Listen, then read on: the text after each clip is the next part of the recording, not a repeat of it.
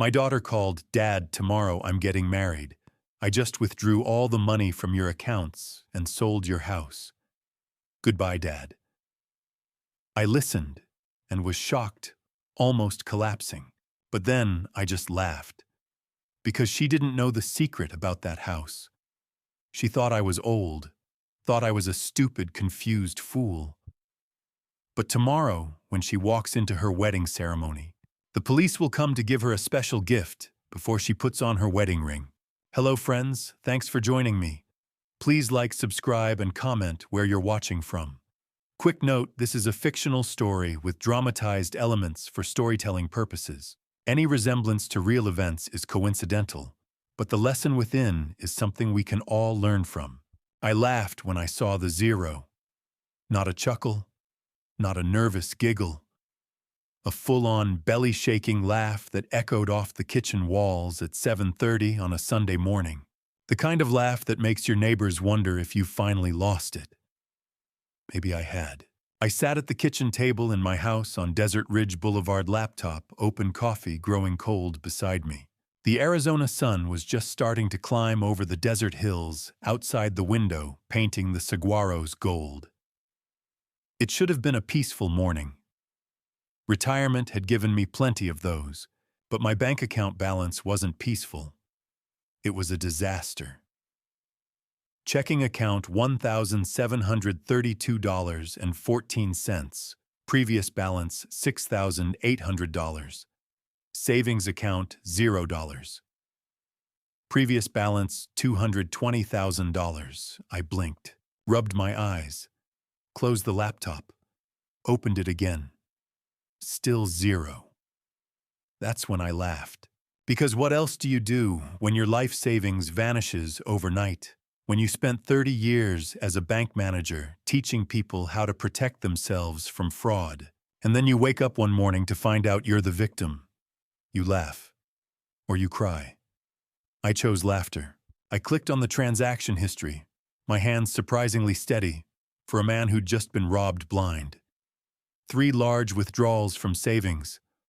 1 from checking. October 24th, 2024, 9:47. AM $90,000 transferred to Amanda Hughes, account XXXX3782. October 24th, 2024, 2:18 p.m. $85,000 transferred to BH Investment LLC.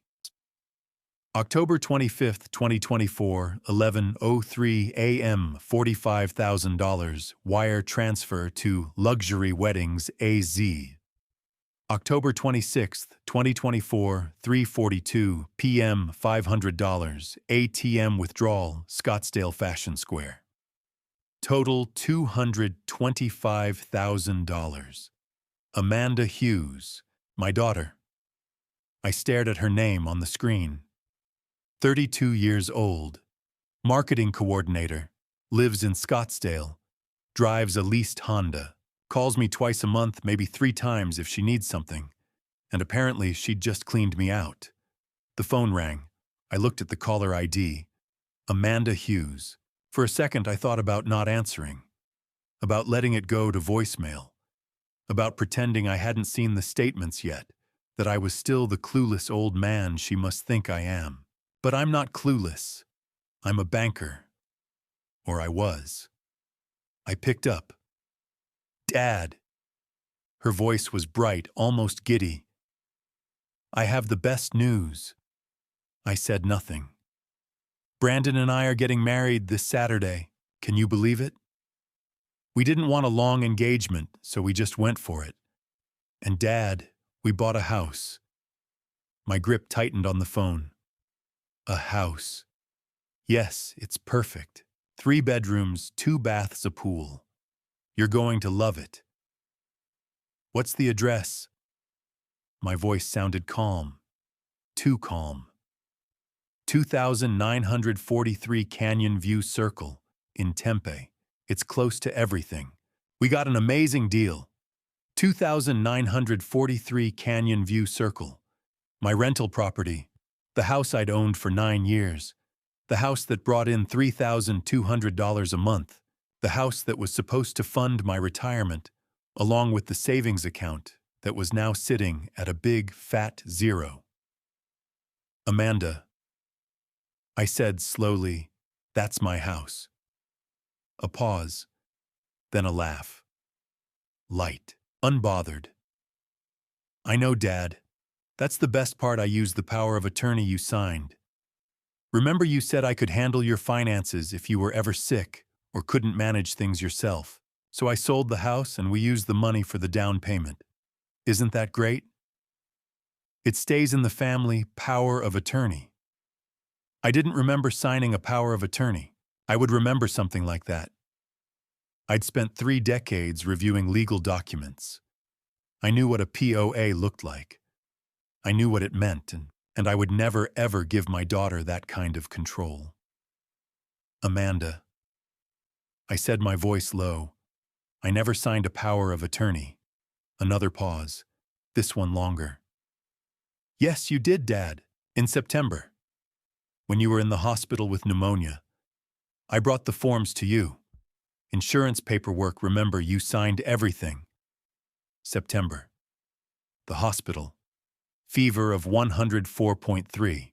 3 days in Banner Desert Medical Center, barely able to lift my head off the pillow. And Amanda visiting me, bringing papers, telling me they were routine. I closed my eyes. Amanda, where did the money from my savings account go? What do you mean, the $220,000? Where is it? I already told you. The house, the wedding. Dad, are you feeling okay? You sound confused. Confused. She thought I was confused. Or maybe she wanted me to think that. I'm fine, I said quietly. I'll call you later. Haturiyuani, wait, Dad. I hung up. The kitchen was silent except for the hum of the refrigerator. I sat there, phone in hand, staring at the laptop screen. $0 and 0 cents. I thought about Catherine, my wife, the woman who'd sat at this same table 34 years ago, holding a tiny red-faced baby girl in her arms, tears streaming down her face. She's perfect, Catherine had whispered. Warren, she's absolutely perfect. And she was. Amanda was perfect. Smart, funny, stubborn as hell. She looked just like her mother. Catherine passed away 3 years ago. February 14th, 2021. A car accident on I-10 just outside Phoenix. The kind of ordinary tragedy that rips your life apart without warning. Before she went, I'd promised her I'd always protect Amanda, no matter what. Take care of our girl. Catherine had set her hand in mine. I will, I'd promised. But how do you protect someone from themselves? I looked at the laptop screen again, at the zeros, at my daughter's name on the transaction list. And then I laughed. Not because it was funny, but because I didn't know what else to do. My daughter just stole $250,000 from me, I said out loud to the empty kitchen. And I'm sitting here laughing. I looked at the photo of Catherine on the counter.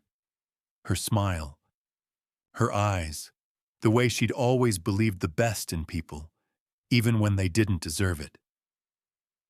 Catherine, I whispered, if you're watching, I'm sorry. I failed. I closed the laptop. Outside, the desert morning stretched on golden and quiet. And inside, I sat alone with nothing but a cold cup of coffee and the sound of my own hollow laughter. 45 minutes later, I was still standing at the kitchen window, staring out at the desert. The saguaros stood silent in the morning light, arms raised like they were asking the same question I was. How did I miss this? I'm not supposed to miss things like this. For 30 years, I was the guy people came to when they had questions about money. Warren Hughes, branch manager at Desert Valley Bank in Gilbert. The man who could spot a forged signature from across a desk. The one who'd saved at least a dozen elderly clients from signing away their life savings to scammers who called themselves financial advisors or helpful family members. Julahai, I knew every trick in the book. Fake power of attorney documents, emotional manipulation, urgency tactics. Sign this now, Mom, before it's too late. I'd seen it all, and I'd stopped it all until now. Now I was the cautionary tale. I turned away from the window and looked around the kitchen. The house was quiet. Too quiet. It had been that way for 3 years, ever since Catherine passed away. This house, 4821 Desert Ridge Boulevard, was hers before it was ours.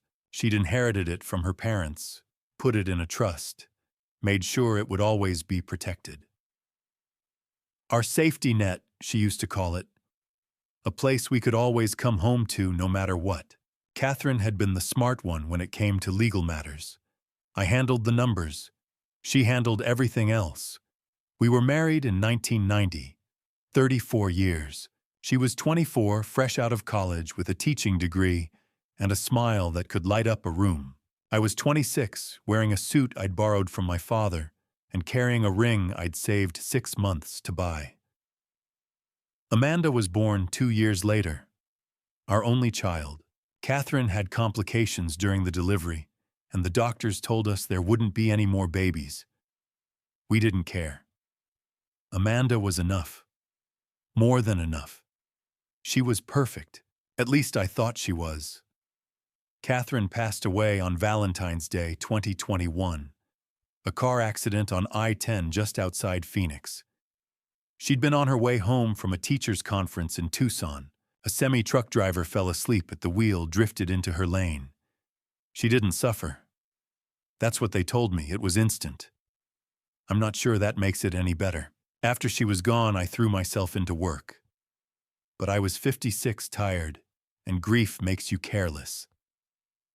I retired in 2022, 2 years earlier than I'd planned.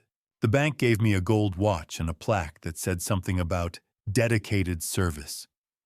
I put it in a drawer and haven't looked at it since. I thought retirement would help. Thought I'd have time to process things, to grieve properly, to figure out how to live without the woman who'd been my partner for more than half my life. Instead, I just got lonelier. Amanda called at first. Once a week, maybe twice. But she was busy. Marketing coordinator at some firm in Scottsdale, making $65,000 a year and living in a 1-bedroom apartment that cost $1,650 a month. She had her own life. I didn't want to be the needy father, the one who clung too hard. So I let her drift.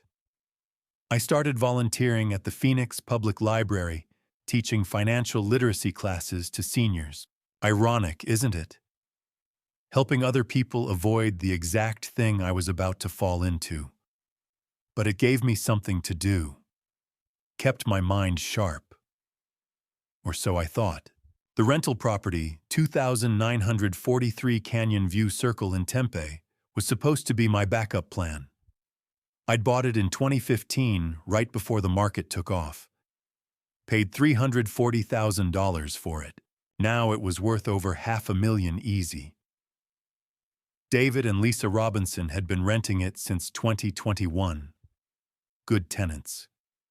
Paid on time, took care of the place, never caused trouble. That $3,200 a month covered the property taxes, insurance, and still left me with a nice cushion. Between the rental income and my savings, I was set, comfortable, secure, or I had been. I walked back to the table and opened the laptop again. The screen was still showing my account balances, $1,732.14 in checking. $0 in savings. I pulled up the transaction details one more time, even though I'd already memorized them. Amanda Hughes. Amanda Hughes.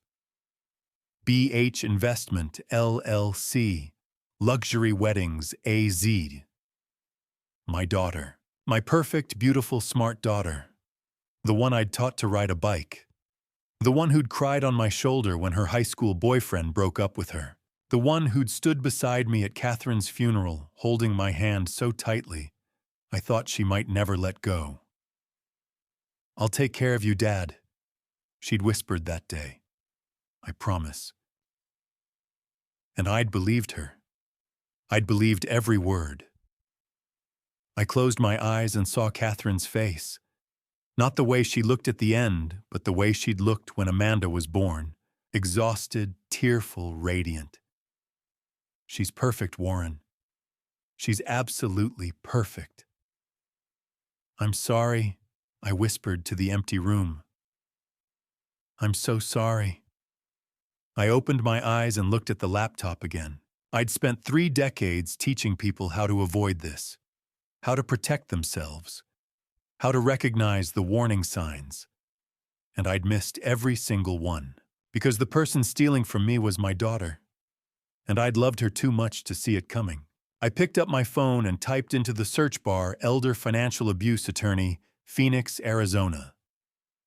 The first result was James Maxwell Law Firm, 5-star reviews. Specializes in elder abuse, fraud, estate disputes. I stared at the phone number for a long moment. This was it.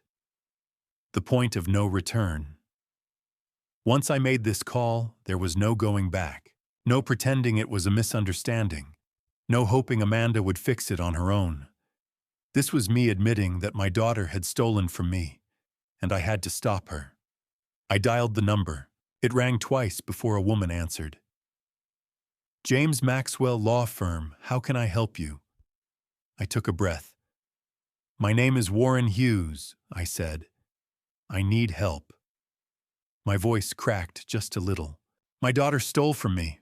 The receptionist said someone would call back within the hour." I hung up and checked the time. 9 o'clock. I was supposed to teach at the library at noon. I wasn't going. I sat at the kitchen table, phone in hand. The house was too quiet.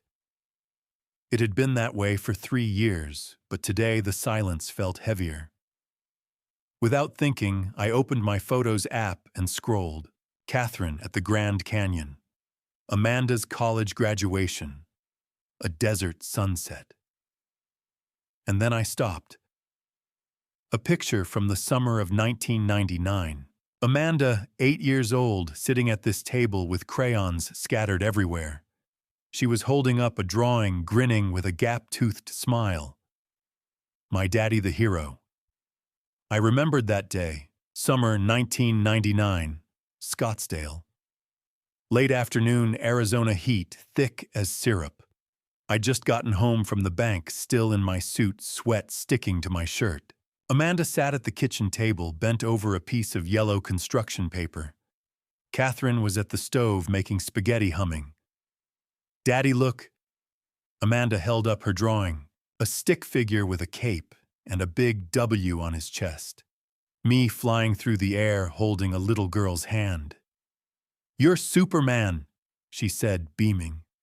"And I'm your sidekick." Catherine laughed. "Your daughter thinks you're a superhero.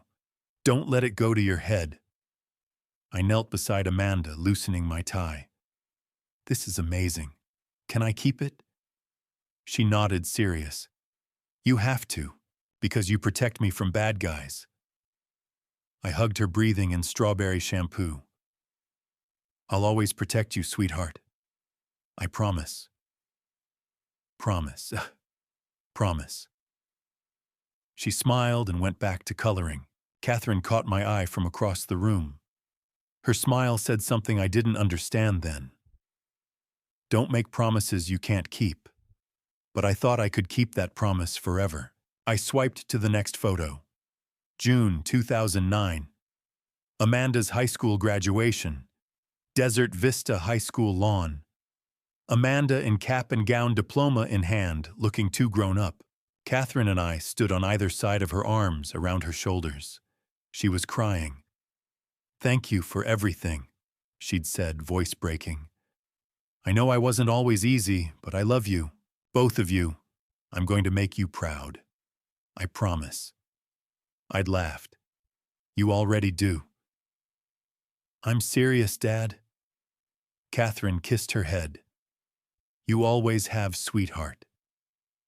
We took the photo right after. The three of us smiling. Amanda in the middle holding both our hands. She looked so happy. I wondered when that changed. I swiped again, and my chest tightened. February 14th, 2021. Phoenix. This wasn't a photo. It was a memory. Banner Desert Medical Center. ICU, fluorescent lights. Machines beeping. The smell of disinfectant. Catherine was on the bed, eyes closed, peaceful. But she wasn't sleeping. The doctors had already told me. The accident on I-10 had been too severe. She'd already passed, but the machines were still running until I could say goodbye. Amanda stood beside me, gripping my arm. 29 years old, but looking like a child. Small. Scared. Dad, I'm so sorry. It's not your fault. I should have been here more. Called more. I should have... Amanda. I turned to her. She was sobbing. It's not your fault. She threw her arms around me, and we stood there in that cold room while the machines beeped their indifferent rhythm. I'm going to take care of you, she whispered. Just like you took care of Mom and me. I'll be there for you, Dad. I swear. I held her tighter, because I believed her. I closed the photo app. 3 memories. 3 promises. You protect me from bad guys. I'm going to make you proud. I'll take care of you, Dad. I stared at my phone, vision blurring. What happened to that little girl who thought I was Superman? The one who cried at graduation and promised to make me proud? The one who held me in the hospital and swore she'd take care of me? When did she become someone who could steal everything I had? I'd kept that drawing. For years, it hung in my office at the bank. Customers would ask about it, and I'd say, that's my daughter. She thinks I'm Superman. And I'd feel proud. After Catherine passed, I framed it and put it on my dresser next to a photo from Amanda's graduation. You're my hero. I wasn't anybody's hero anymore. Just a 58-year-old man robbed by the person he loved most. I sat there staring at the photo on my screen. Amanda at 8, holding up her drawing, grinning. My daddy the hero. I closed my eyes. I'm sorry, sweetheart. I whispered to the empty kitchen. I'm so sorry. I didn't know who I was apologizing to. Amanda, Catherine, myself. Maybe all 3. The phone rang. I looked down. James Maxwell Law Firm. Mr. Hughes, this is James Maxwell. Can you come to my office today at 2 o'clock? I looked at the clock. 9:15. I'll be there, I said. I sat at the kitchen table for a moment, phone in my hand. 2 o'clock? James Maxwell's office. I had almost 5 hours. I looked at my calendar. Sunday morning. I was supposed to volunteer at the Phoenix Public Library, financial literacy class. I'd been teaching it every other Sunday for 2 years now. Today's topic, how to spot elder financial abuse. The irony would have been funny if it wasn't so painful. I grabbed my keys and headed out the door. By 10 o'clock, I was pulling into the library parking lot. The building was quiet on Sunday mornings, just a handful of people browsing the shelves, a few kids in the children's section. I made my way to the community room and started setting up. Laptop, projector, handouts stacked on the table by the door. Slide 1, elder financial abuse. Warning signs. I stared at the screen and felt something twist in my chest. The seniors would start arriving at 11:30. I had an hour and a half to pull myself together. I sat down in one of the empty chairs and closed my eyes. But all I could see was Amanda. 2021. The year Catherine passed away. For the first few months, Amanda had been there. She called 2-3 times a week. stopped by the house on weekends, helped me sort through Catherine's things, clothes, books, the little ceramic birds she'd collected over the years. "You don't have to do this alone, Dad," Amanda had said, sitting on the living room floor surrounded by cardboard boxes. "I'm here." And she was. For a while. 2022. The year I retired. The calls started tapering off. Once a week, maybe. Amanda was busy marketing coordinator at some firm in Scottsdale, pulling in $65,000 a year, but always stressed about rent car payments, credit cards. "I'm sorry I haven't called more, Dad. Work's just been insane." "I understand, sweetheart. You've got your own life." I meant it. I didn't want to be the clingy father, the one who made his daughter feel guilty for living her own life. So I didn't push. I just waited for the phone to ring. 2023, the year she moved away. In March, Amanda signed a lease on a place in Scottsdale. $1,650 a month for a one-bedroom. 15 miles from my house, but it might as well have been across the country. "It's closer to work, Dad, and the neighborhood's really nice." "That's great, honey. I'm happy for you."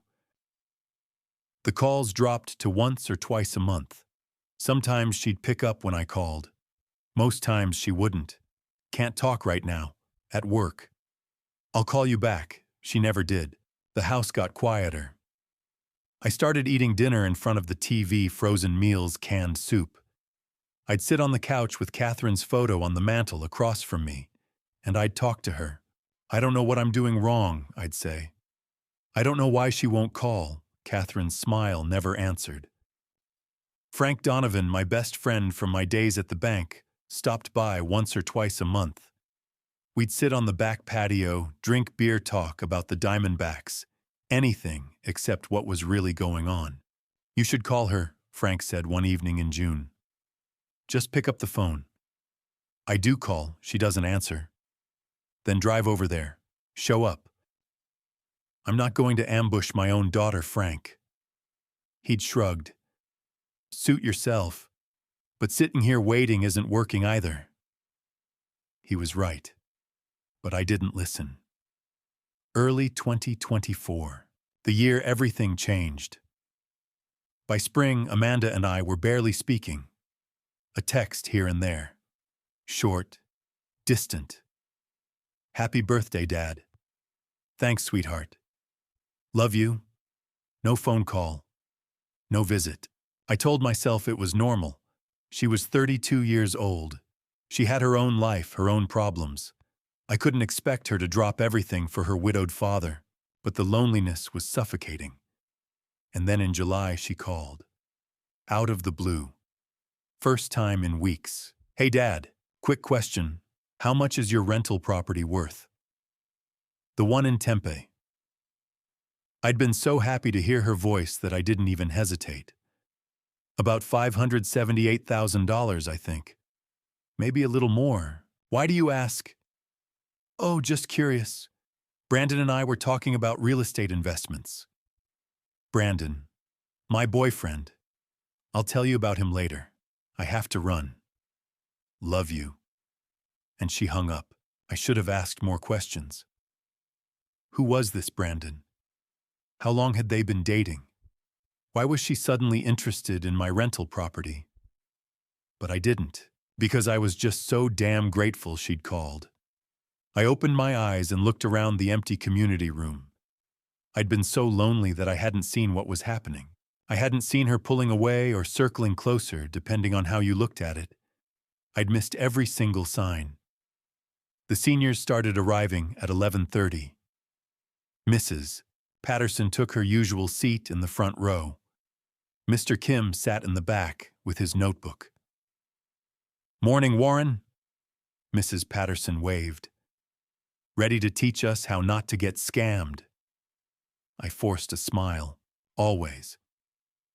I taught the class on autopilot, talked about red flags, about protecting your accounts, about not signing documents you haven't read even if the person asking is family. Especially if the person asking is family. Any questions? I asked at the end. Mrs. Patterson raised her hand. What if the person trying to steal from you is someone you love, someone you trust, with your whole heart?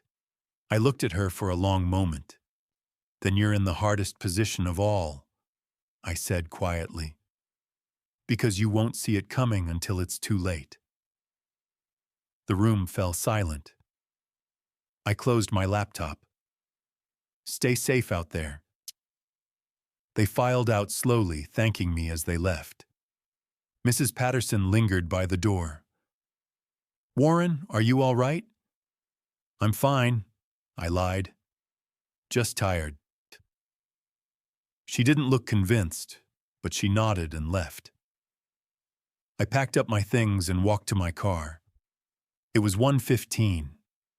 I drove home in silence. When I got there, I stood in the living room and looked at Catherine's photo. I was so lonely, I whispered. I didn't see it. I'm sorry. I went upstairs and changed into my suit. Navy blue, the one I used to wear to the important meetings at the bank. I looked at myself in the mirror. 58 years old. Tired, but still standing. I grabbed my laptop, my phone, and the folder of bank statements I'd printed that morning. At 1:45, I walked out the door. It was time to stop being a victim. It was time to be Warren Hughes again. James Maxwell's office was on the 3rd floor of a building on Camelback Road. Floor-to-ceiling windows, leather chairs, a desk made of dark wood. I sat across from him, folder of bank statements in my lap.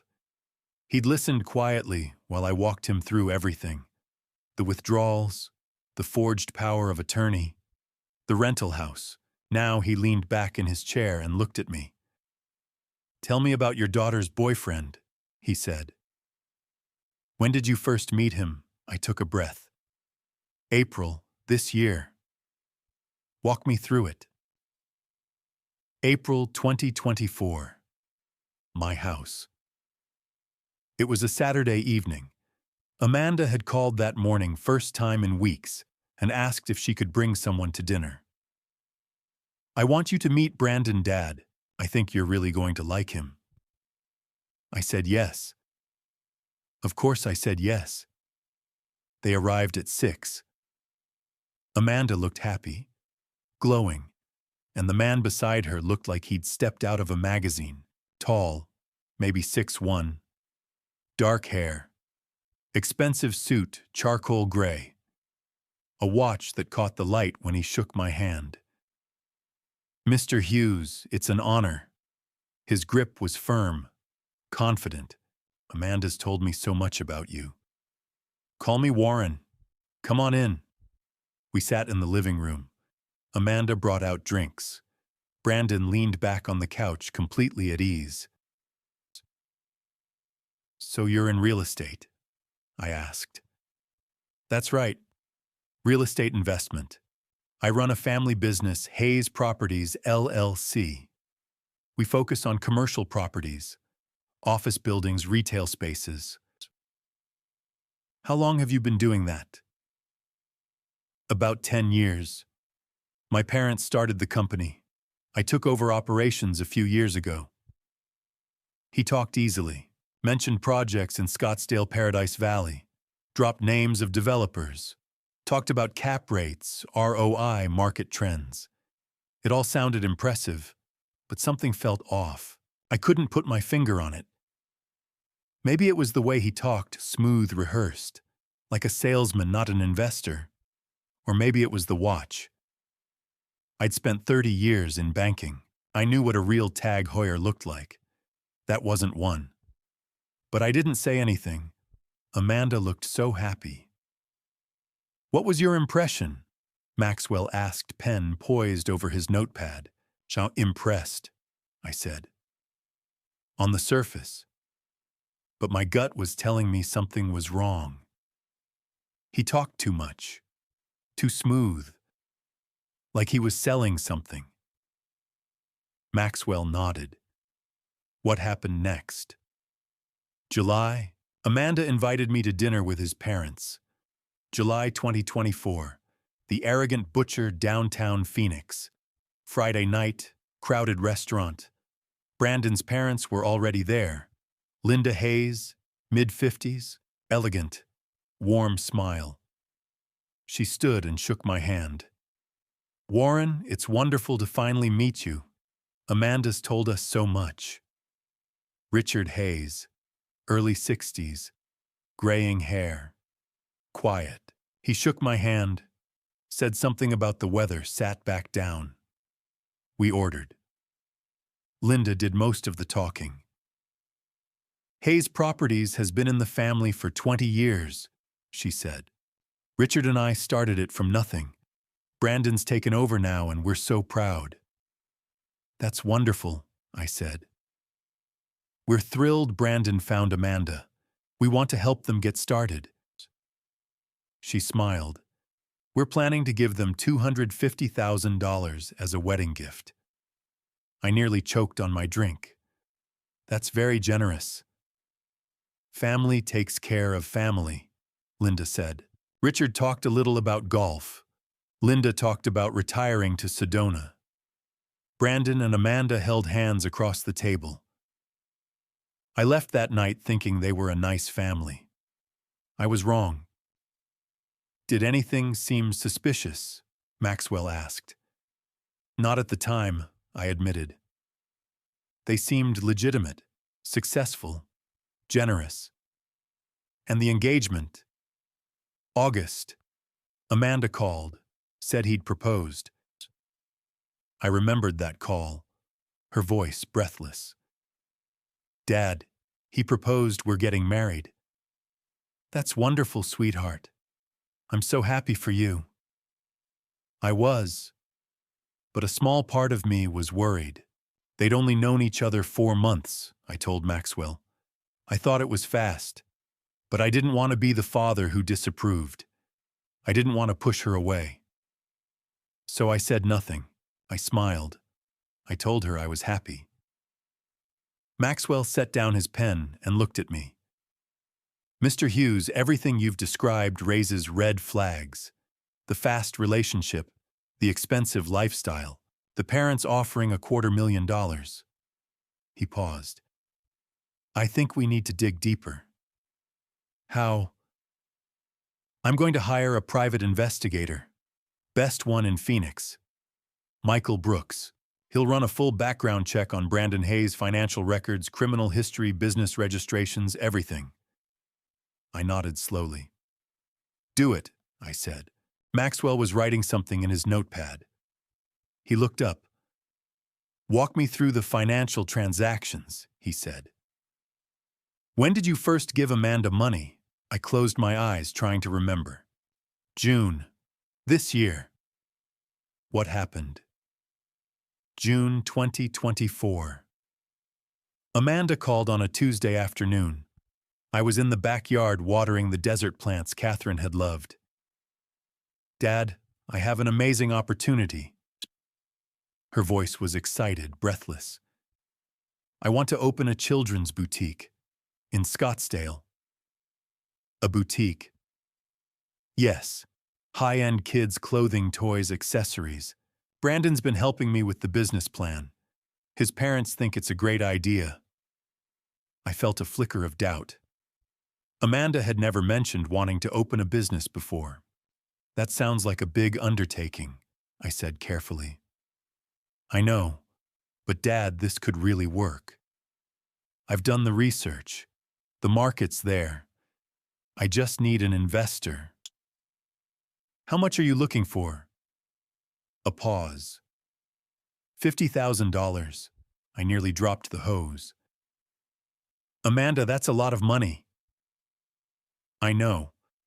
But think of it as an investment. I'll pay you back with interest. Brandon says we could see returns within a year." Brandon says. "I don't know, honey.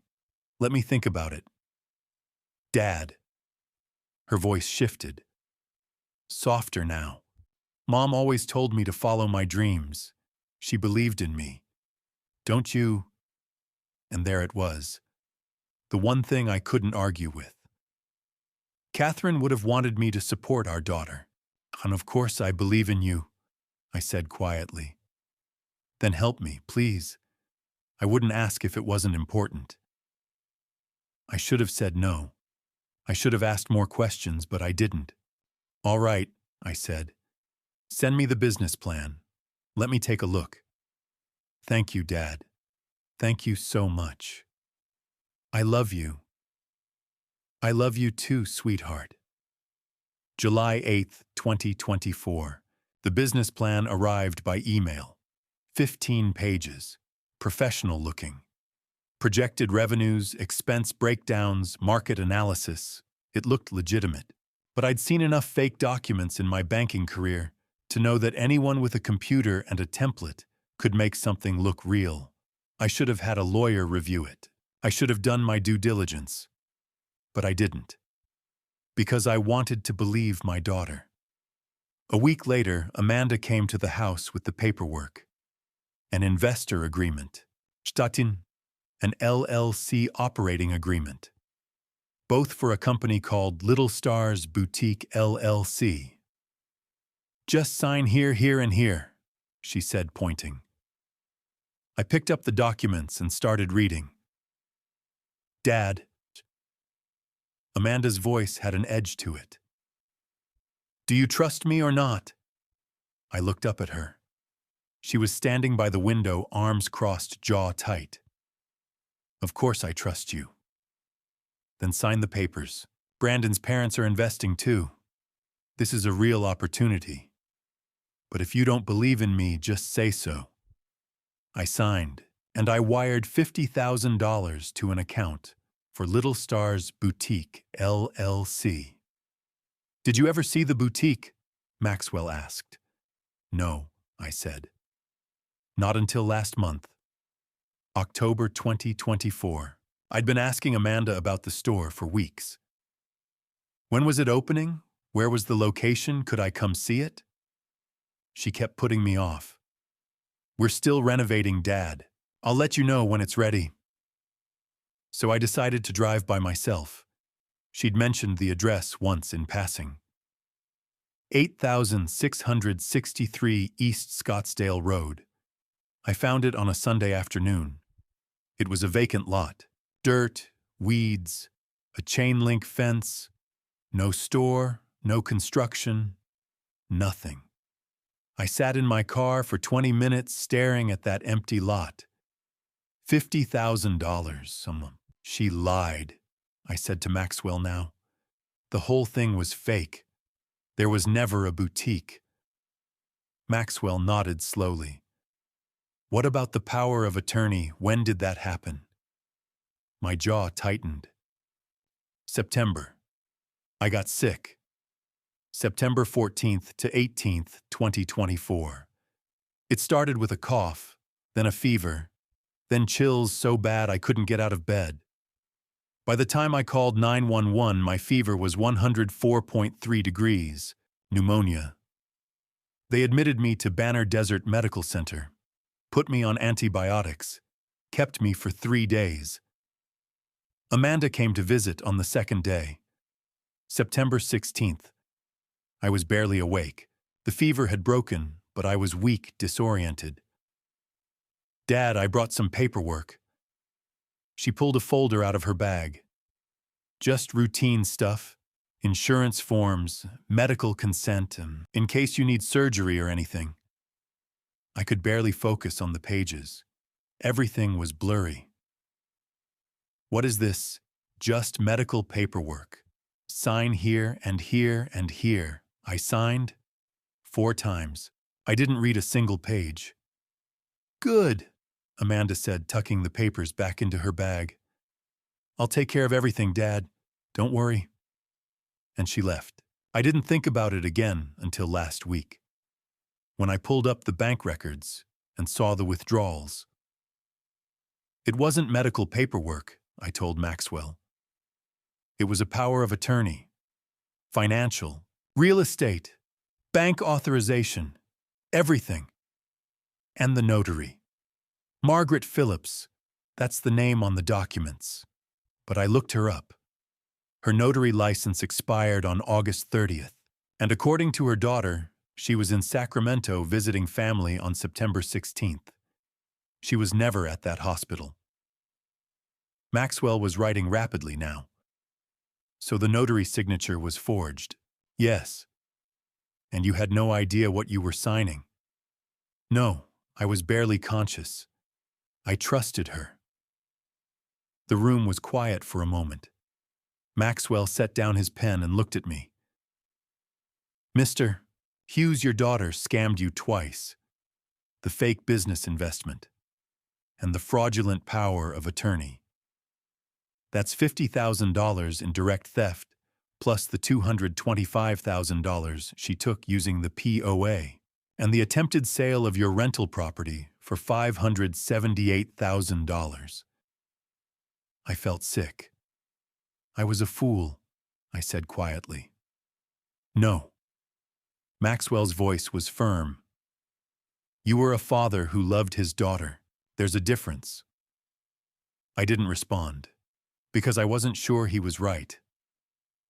We'll freeze the sale of the rental house, Maxwell continued.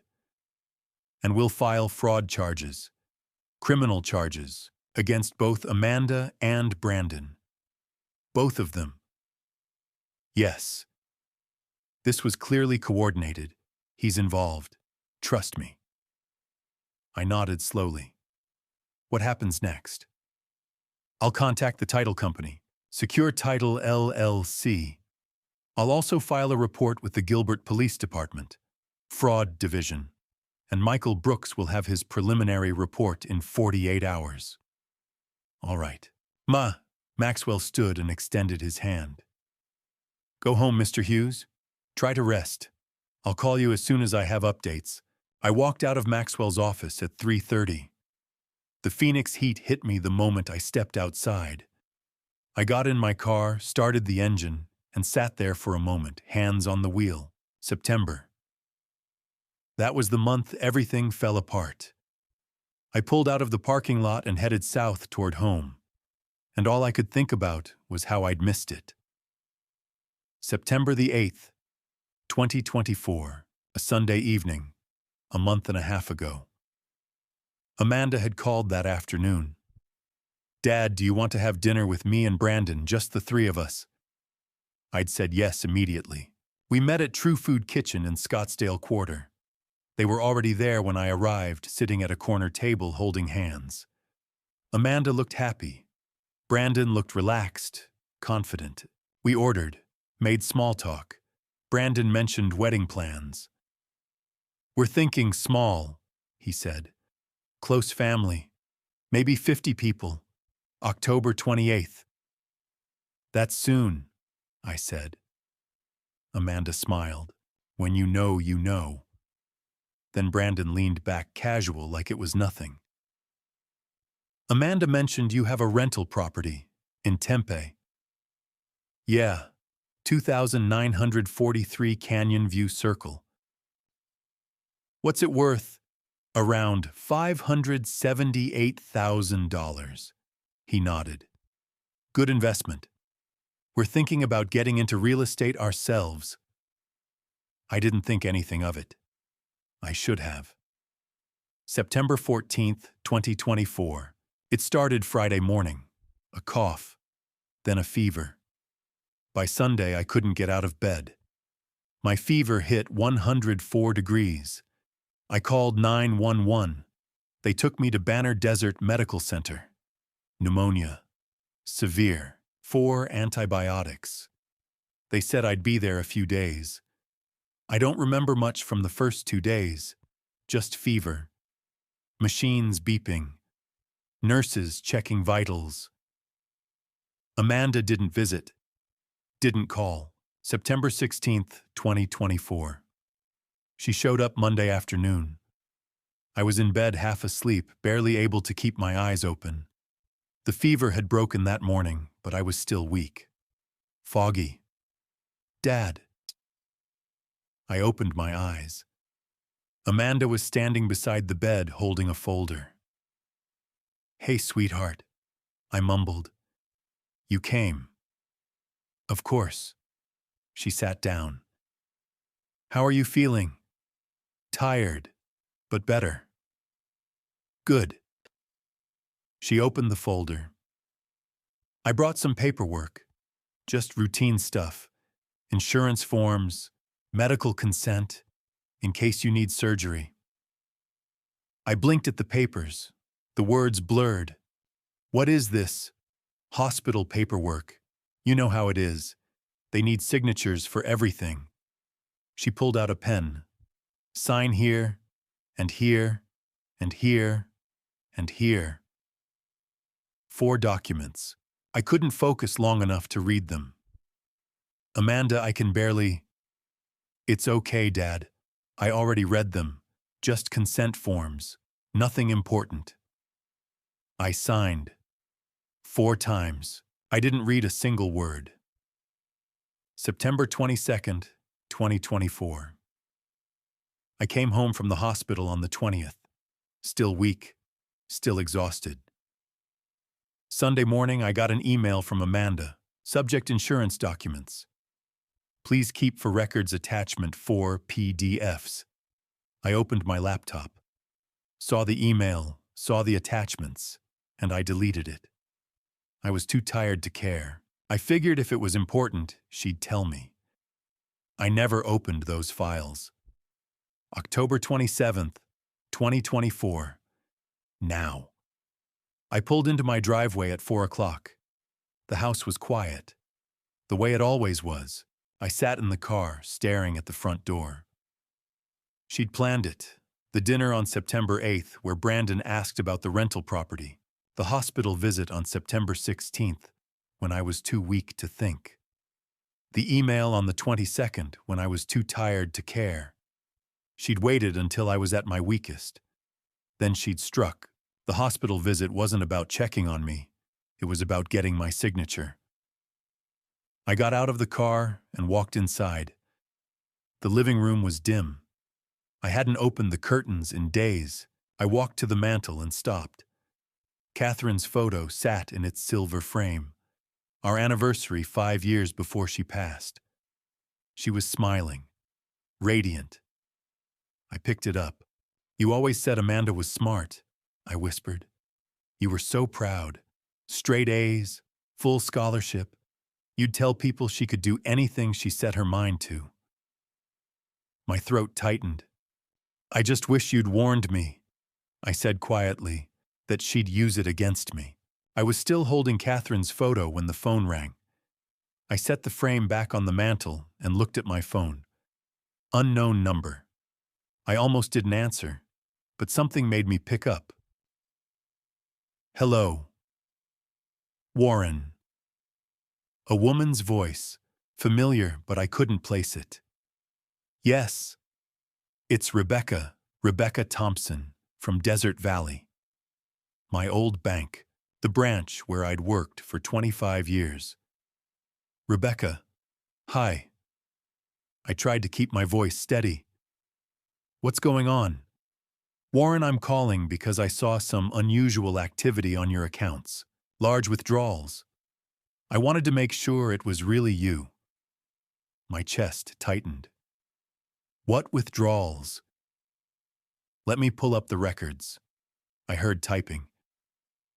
Okay. Here we go.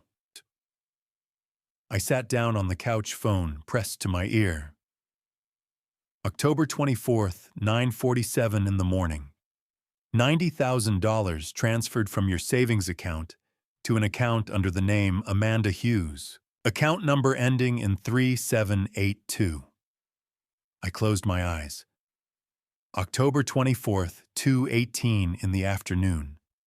$85,000 from savings transferred to an account listed as BH Investment LLC. BH, Brandon Hayes. October 25th, 11:03 a.m. $45,000 wire transfer to a company called Luxury Weddings AZ. The wedding. My money. Paying for their wedding. And October 26th, 3:42 in the afternoon, $500 cash withdrawal from an ATM at Scottsdale Fashion Square. The card used was registered to Amanda Hughes as an authorized user on your checking account. Rebecca paused. Warren, that's a total of $225,100 in 3 days. Did you authorize these transactions? No. My voice sounded hollow. I didn't. Are you sure? Because the transfers show they were made using online banking with your login credentials and a power of attorney on file. The power of attorney is fake, I said. Silence. Rebecca, my daughter, forged it. She tricked me into signing documents when I was in the hospital last month. I had pneumonia. I was barely conscious. I didn't know what I was signing. Another pause. Then her voice changed. Sharper, professional. Warren, I'm freezing your accounts right now, both checking and savings. No more transactions can go through. Thank you. And I'm flagging this as elder financial abuse. The fraud department will open an investigation. Elder financial abuse. The thing I'd spent 30 years teaching other people to avoid. And here I was. Rebecca. My throat felt tight. Did Amanda try to sell my rental property? More typing. Yes. There's a pending sale on file. 2,943 Canyon View Circle, Tempe. Buyer is listed as Raj and Priya Patel. Sale price $578,000. Closing date November 5th. 2 weeks away. Can you stop it? I'll contact the title company immediately. Who's handling the sale? Secure Title LLC. The CEO is Charles Bennett. I know Charles. I'll call him right now. We'll freeze the escrow. Thank you, Rebecca. My voice broke. I should have seen this coming. Warren. Her voice softened. You're not the first person this has happened to, and you won't be the last. Family members are the hardest to spot because we trust them. I was a banker for 30 years. I should have known better. You were a father who loved his daughter. That's not the same thing. I didn't respond. Warren, listen to me. You did the right thing by reporting this. A lot of people don't. They're too ashamed or they're too afraid of what it'll do to the family. But you're fighting back. That takes courage. I nodded, even though she couldn't see me. I'll call you as soon as I've spoken to Charles, Rebecca said. In the meantime, change your online banking password. And don't give Amanda any more access to anything. I won't. I'm sorry this happened to you, Warren. I really am. Thank you, Rebecca. I hung up. The house was silent again. I stared at my phone. $225, 100. Gone. In 72 hours. October 24th. October 25th. October 26th. 3 days. She'd taken everything, my savings, my rental income, even my checking account, and she'd done it in the span of a weekend. Right before the wedding. I stood up and walked to the window. The sun was starting to set, casting long shadows across the desert. Tomorrow was October 28th, Amanda's wedding day. She was going to walk down the aisle in a dress paid for with my money. She was going to say her vows in a venue paid for with my money. She was going to celebrate with champagne and cake and flowers, all paid for with my money. My money. The money I'd saved for 30 years. The money I'd planned to leave to her one day when I was gone. And she couldn't wait. She took it now. While I was still alive, while I was weak and sick and trusting. I thought about her standing in that hospital room, holding those papers, telling me they were just routine insurance forms. I thought about her smiling at me. It's okay, Dad. I already read them. Just sign. And I'd signed. Because I loved her. Because I trusted her. Because I was her father. and that's what fathers do. I looked at my reflection in the window. 58 years old, gray hair, tired eyes, a man who'd spent 3 decades protecting other people's money and couldn't protect his own. But I wasn't done yet. Tomorrow, Amanda would walk down that aisle. Tomorrow, she'd marry Brandon Hayes with my stolen money. But not for long, because I was going to stop her. I turned away from the window and picked up my phone. James Maxwell had given me his cell number. I dialed. He answered on the second ring. "Mr. Hughes." "It's done," I said. "The bank froze the accounts. They're flagging it as elder abuse, and they're contacting the title company to stop the house sale." "Good. That's exactly what we needed." "What happens next?" "Tomorrow morning, I'll file a police report with the Gilbert Police Department. Detective Daniel Carter handles fraud cases. He'll want to interview you." "All right, Mr. Hughes." Maxwell's voice was calm, steady. "You're doing the right thing." I wasn't sure I believed him, but I nodded anyway. "I'll call you tomorrow," I said, and hung up. I stood in the middle of the living room, phone in hand, staring at nothing. $225, 100. Gone in 3 days. And tomorrow she was getting married with my money. Not if I could stop her. At 5 o'clock I called Frank. "I need your help," I said. He was at my house 20 minutes later. Frank Donovan had been my closest friend for 30 years. We'd worked together at Desert Valley Bank, him in commercial, lending me in branch management. We'd retired around the same time. He understood numbers. He understood fraud. And right now, I needed someone who understood both. He walked into the kitchen and found me sitting at the table, laptop, open notepad covered in scribbles. "Warren?" He pulled out a chair and sat down. "What's going on?" I told him everything. The fake investment, the forged power of attorney, the hospital, the withdrawals, the rental house, the wedding tomorrow. He didn't interrupt, just listened, his face getting darker with every sentence. When I finished, he leaned back and shook his head. "Jesus, Warren. I know. Amanda did this. You're Amanda." "Yes. And this Brandon guy is behind it." "I think so, but I need proof." Frank was quiet for a moment, staring at the notepad. "Well, what are you going to do?" I looked at him.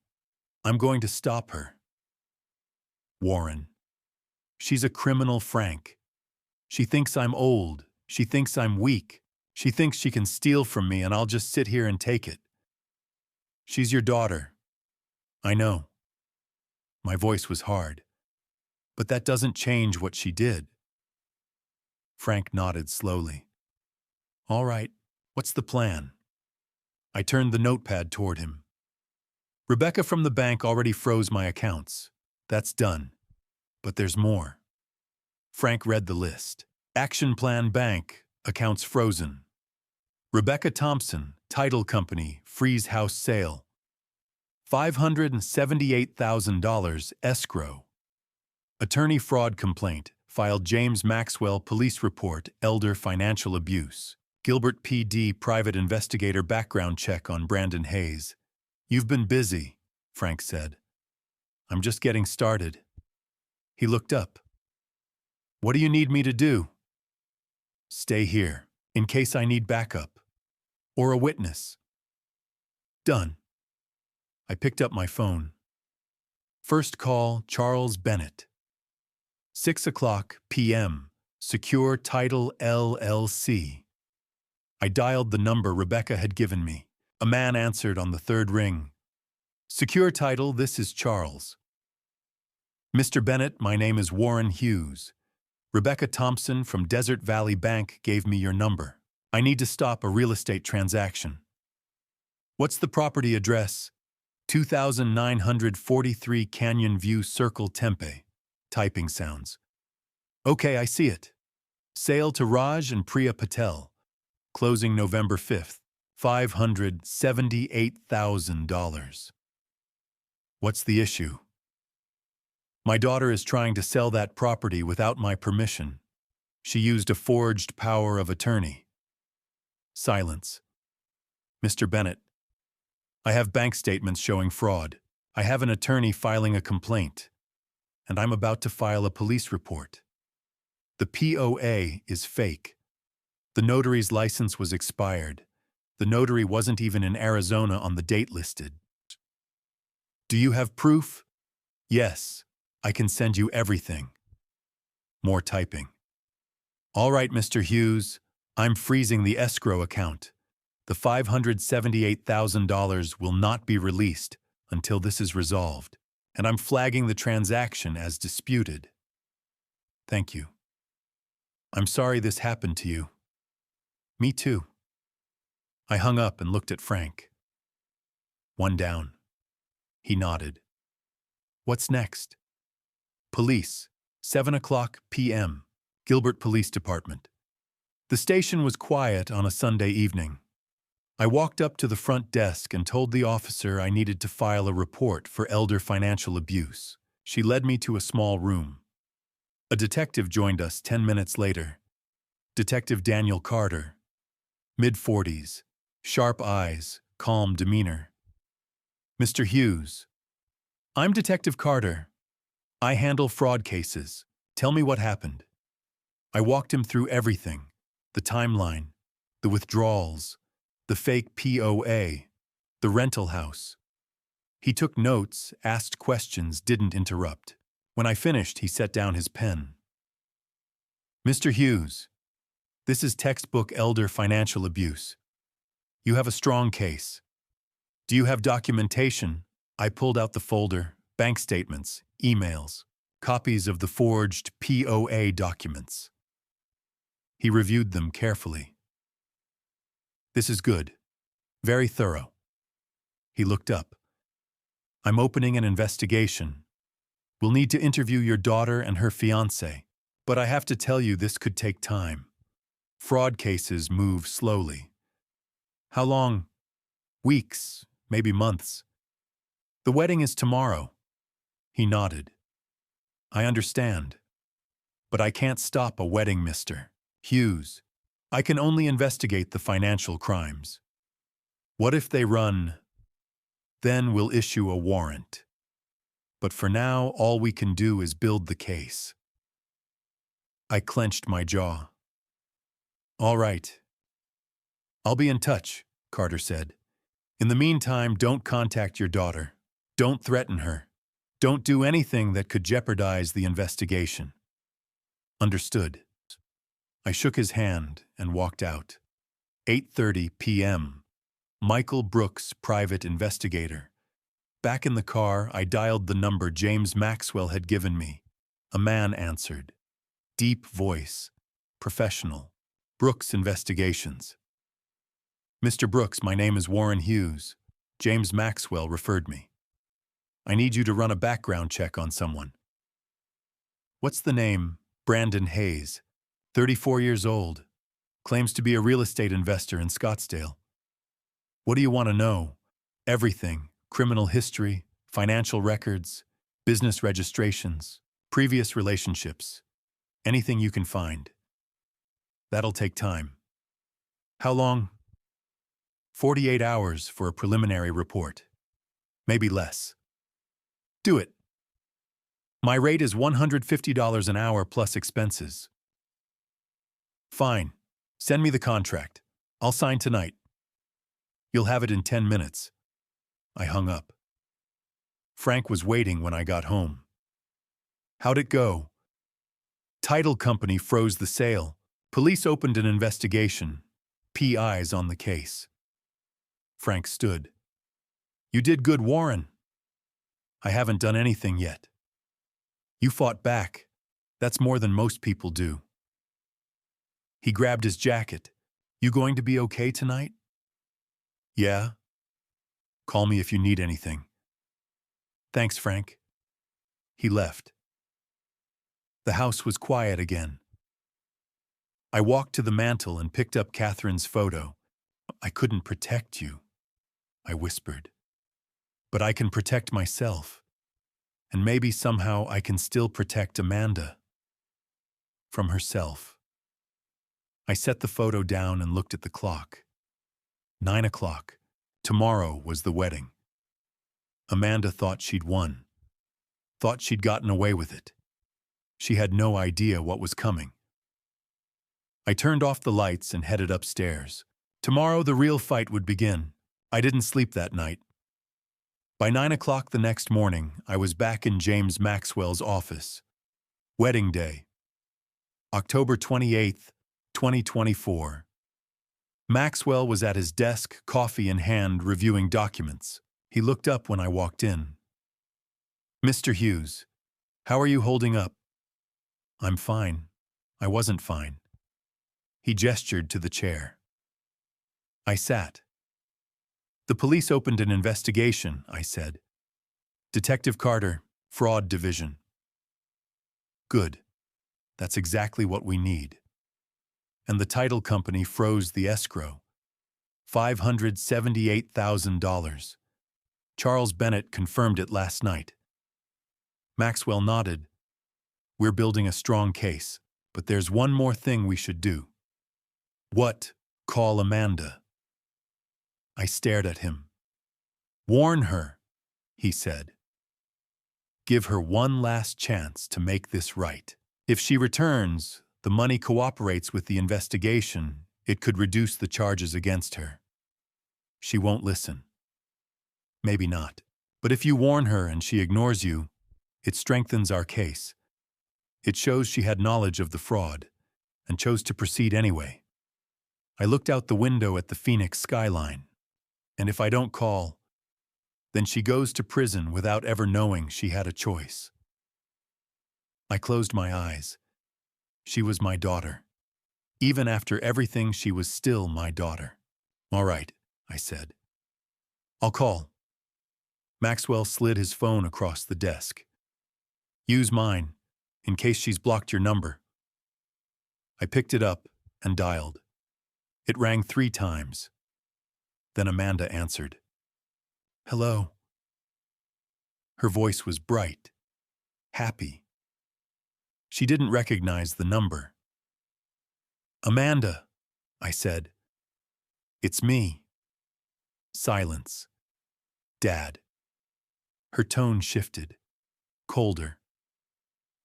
"What do you want?" "We need to talk. I'm getting ready for my wedding. This isn't a good time." "Amanda, listen to me. I know what you did. The power of attorney, the withdrawals, the house sale." A pause. "I don't know what you're talking about. Don't lie to me. I was a banker for 30 years. I know fraud when I see it. You gave me that power of attorney. You signed it. You forged the notary. Margaret Phillips's license expired on August 30th, and she was in Sacramento on September 16th, the day you claim she witnessed my signature." Silence. "Amanda, I hired a private investigator. I know about Brandon. He's not who you think he is." "What are you talking about?" "He has a daughter, Chloe, 4 years old. Her mother is Melissa Rodriguez, a dental hygienist in Tempe. Brandon owes $42,000 in child support. There's a warrant for his arrest." "That's not your lying." "His parents aren't his parents. Linda and Richard Hayes. They're actors, Denise Crawford and Alan Porter. He paid them $4,500 to pretend to be his family." I heard her breathing on the other end. Fast, panicked. "Amanda, Brandon is a con artist. He's done this before. He scammed 2 other women, Michelle Torres in Denver, $95,000. Jennifer Adams in San Diego, $67,000.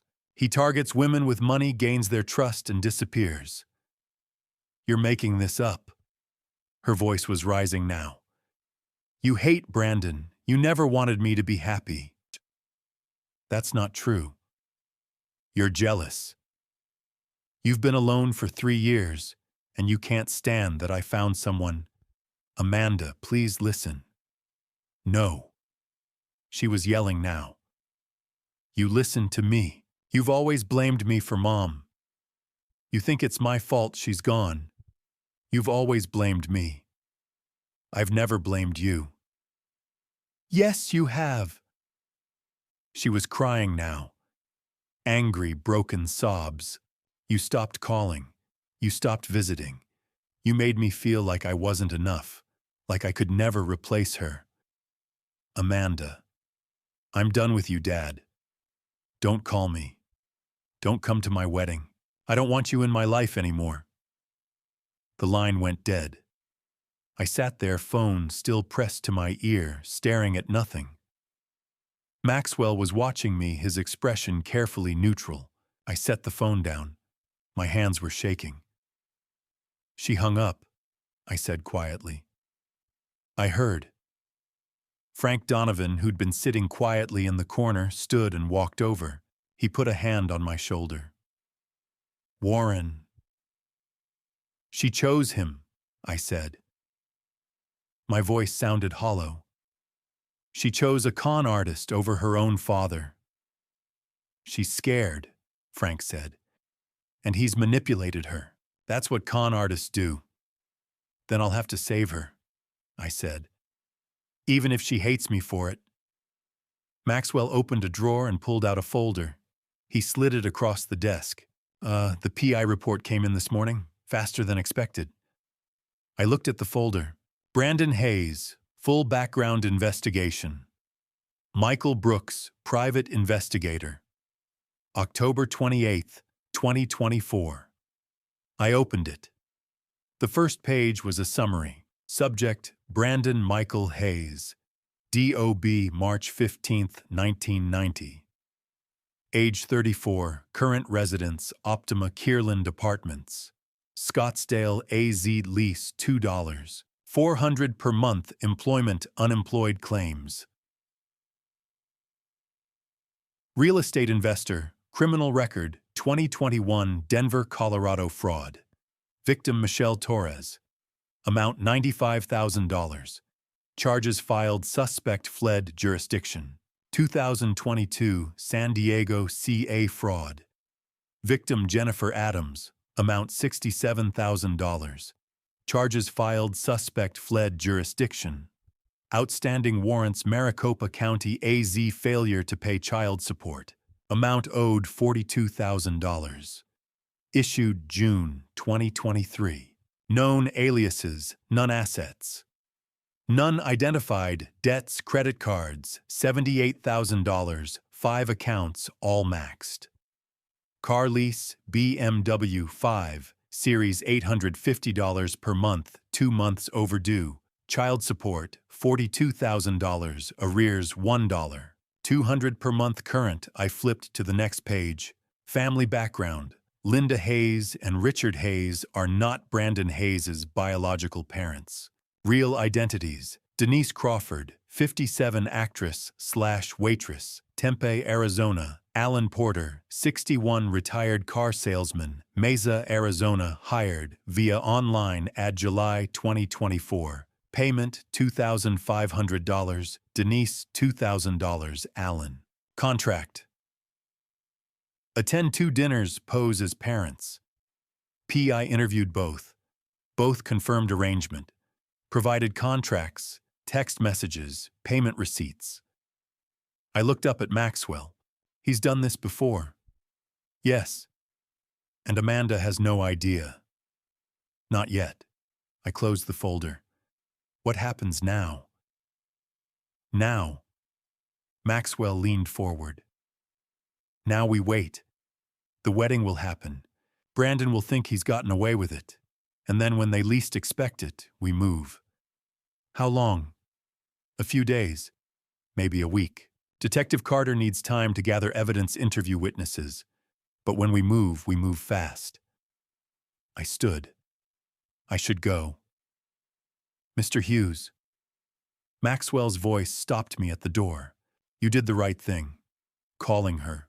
Warning her. She may not see it now, but one day she will. I didn't respond, because I wasn't sure he was right. I walked out into the bright Phoenix morning. Somewhere across the city, my daughter was getting married. To a man who'd stolen my money. To a man who'd lied to her about everything, and there was nothing I could do to stop it. Not today, but soon. I went home. What else was I supposed to do? I couldn't go to the wedding. Amanda had made that clear. So I sat at my kitchen table, opened the PI report, and started reading. 37 pages. Brandon Michael Hayes. Full Background Investigation by Michael Brooks. Private Investigator. October 28, 2024. Page 1 Summary. I'd already read this part in Maxwell's office. Brandon Hayes, 34 years old. Unemployed. Criminal record. Outstanding warrants. But the details were in the rest of the report. Page 3. Criminal history. 2021. Denver, Colorado. Victim Michelle Torres. 29 marketing manager, amount stolen $95. 000 method. Brandon claimed his family owned a restaurant and needed capital to expand. Michelle took out a personal loan to invest. 2 weeks later, Brandon vanished, changed his phone number, deleted all social media accounts, left the state. Police report filed. No arrest made. Brandon fled to California. 2022. San Diego, California victim Jennifer Adams, 32, nurse amount, stolen $67,000 method. Brandon claimed his mother needed emergency surgery and he didn't have insurance. Jennifer gave him her savings. He disappeared the next day. Police report filed, classified as a civil matter by local PD. No arrest made. Brandon fled to Arizona. I set the report down and stared at the wall. He'd done this before, twice, and he was doing it again. To my daughter. Page 8. Financial profile. Current debts. Credit cards. $78,000 across 5 accounts, all maxed out. Car lease BMW. 5 Series, $850 per month, 2 months overdue. Repossession pending. Apartment rent Optima, Kierland, $2,400 per month. 1 month overdue. Gambling debts, $12,000 owed to online casinos. Child support, $42,000, arrears, $1. $200 per month current order, total debt, $132,000, plus assets. None identified income, none verifiable. He was drowning. And he was using my money, my daughter, to stay afloat. Page 14. Business investigation. Hayes Properties, LLC. Business registration, none tax filings, none employees, none office location, none website created. June 2024, using a free template, Wix. No legitimate content. No client testimonials. No project portfolio. Conclusion. Hayes Properties, LLC is a fabrication. The business does not exist. I thought about that dinner in July, Linda and Richard Hayes talking about their family business. How proud they were of Brandon. All lies. Page 19. Parents. Investigation. Linda Hayes equals Denise Crawford, age 57, occupation actress/waitress, Tempe hired. July 2024 via online ad payment $2. 500 role pose as Brandon's mother at 2 family dinners, evidence contract, signed text messages, payment receipt, Venmo photograph from dinner, the arrogant butcher. July 12, 2024, PI interview Denise, confirmed arrangement. Quote, I thought it was harmless, just acting. I didn't know he was stealing from anyone. Richard Hayes equals Alan Porter. age 61. Occupation retired car salesman, Mesa hired, July 2024, via same ad payment, $2,000 role pose as Brandon's father at 2 family dinners, evidence contract signed, text messages, payment receipt, I interview Allen confirmed. Quote, I needed the money. I'm living on Social Security. $2,000 for 2 dinners seemed easy. I feel terrible now. I closed my eyes. I'd sat across the table from them. I'd believed them. I'd thought they were a nice family. Page 25. Chloe Hayes and Melissa Rodriguez, age 30. Occupation dental hygienist, Tempe relationship. Dated Brandon Hayes, 2018 to 2019, Chloe Hayes, age 4. DOB June 15, 2020. Father Brandon Hayes. N. A test confirmed court-ordered 2021 child support order $1,200 per month. Arrears $42. Brandon has not paid since order issued warrant issued June 2023 for failure to pay recent development October 2024.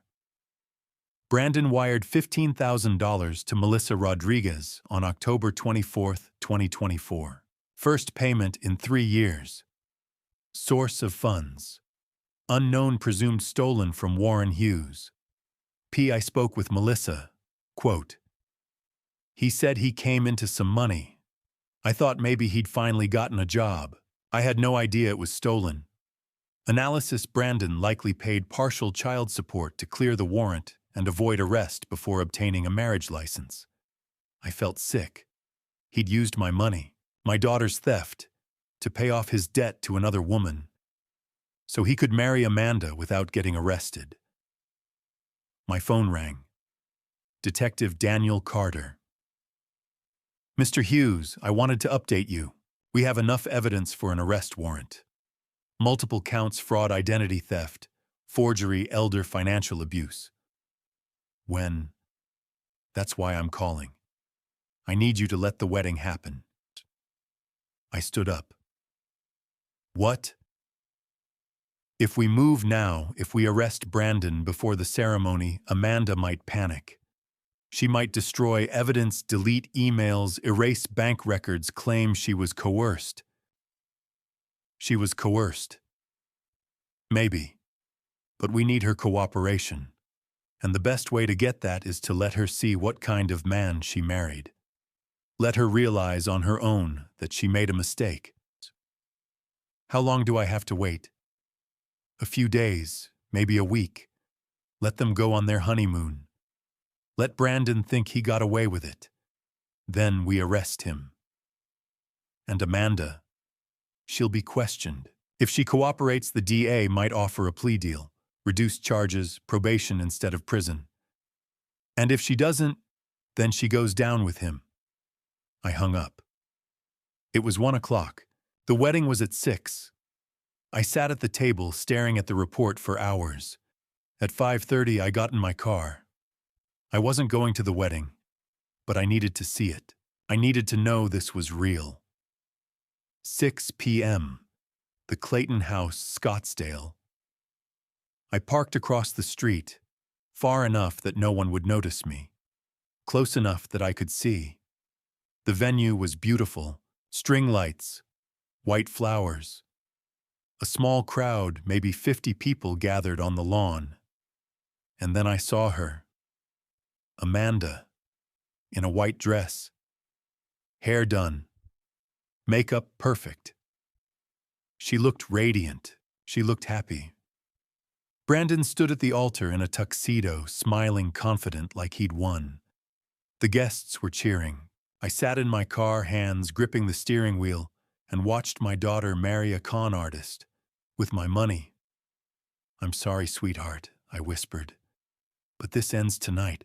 The address sat in my phone like a loaded gun, 1847 South Mill Avenue, Tempe, Arizona, apartment 2B. It was November 5th, 10 in the morning, and I was driving south on I-10, toward the woman my daughter's husband had abandoned 3 years ago.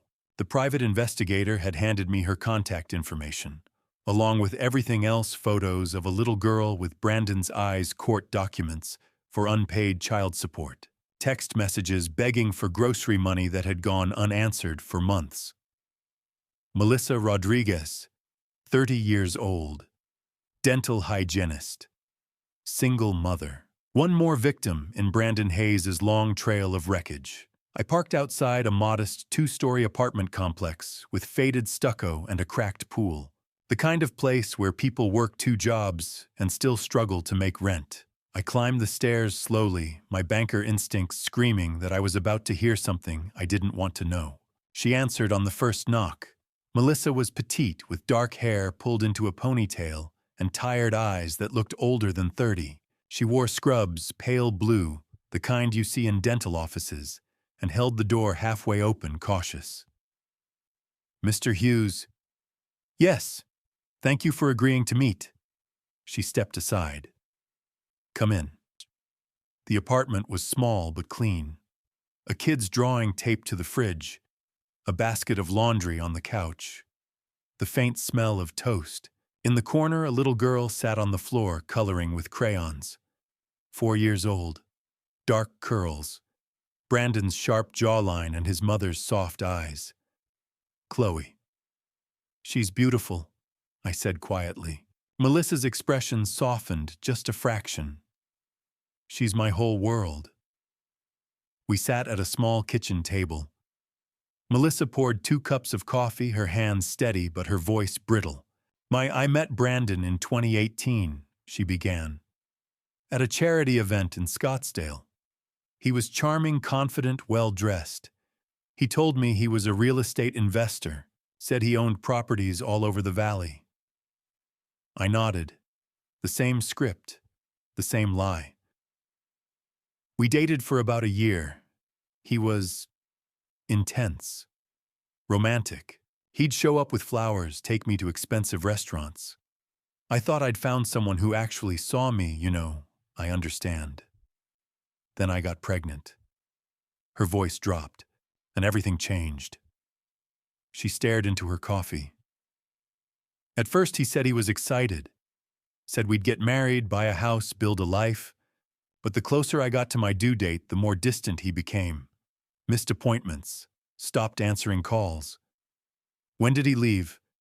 December 2020. Chloe was 6 months old. Melissa's jaw tightened. He packed his things one night while I was at work. Left a note that said he wasn't ready to be a father. I haven't seen him since. 6 months old. I thought of Amanda at 6 months old, her tiny fingers wrapped around mine, her laughter filling our home. The idea of walking away from that, of abandoning your own child, made my stomach turn. Did he ever pay child support? I asked, though I already knew the answer. Not a dime. I took him to court in 2021. Got a DNA test, got a support order for $1,200 a month. He ignored it. Moved apartments, changed his phone number, disappeared. She shook her head bitterly. The state issued a warrant in June 2023. I figured I'd never see a cent. But last month, out of nowhere, $15,000 showed up in my account. Melissa looked at me, confused and wary. Wire transfer. No note. No explanation. I didn't know what to think. My chest tightened. $15,000. October 24th. The same day Amanda had wired $90,000 from my savings account. It was my money, I said quietly. Melissa's face went pale. What? Brandon stole $225,000 from me. He used my daughter to do it. That $15,000 he sent you, it wasn't his. It was mine. For a long moment, she just stared at me. Then her hand covered her mouth and her eyes filled with tears. Oh my God. I'm so sorry. I didn't know. I thought maybe he'd finally... She stopped shaking her head. I should have known better. You have nothing to apologize for, I said firmly. He manipulated you just like he manipulated my daughter. Just like he manipulated everyone. Melissa wiped her eyes. Why would he send it now, after 3 years? Because he needed to clear the warrant before he could get a marriage license. He married my daughter on October 28th. He used my money to buy his freedom so he could trap her. The disgust on her face mirrored my own. From the corner, Chloe looked up. Mommy, can I have juice? Melissa's expression shifted instantly, soft, protective. Of course, baby. She poured a small cup of apple juice and handed it to her daughter, brushing a curl from Chloe's forehead. The tenderness in that gesture broke something inside me. I thought of Amanda at 4 years old. Pigtails and scraped knees and absolute trust in her father. Where had I lost her? I reached into my jacket and pulled out an envelope, $5,000 in cash. Money I'd withdrawn from a separate account Brandon hadn't touched. This is for Chloe, I said, setting it on the table. Melissa's eyes widened. Mr. Hughes, I can't. Yes, you can. You've been raising his daughter alone for 3 years. You deserve support, and so does she. I met her gaze. I can't undo what he did, but I can try to help. Her hands trembled as she picked up the envelope. Thank you, I don't know what to say. Say you'll testify. She blinked. Want to testify? Brandon is going to face charges for fraud, identity theft, elder abuse. If you're willing your testimony about the child, support the abandonment, the $15,000, it'll help put him away.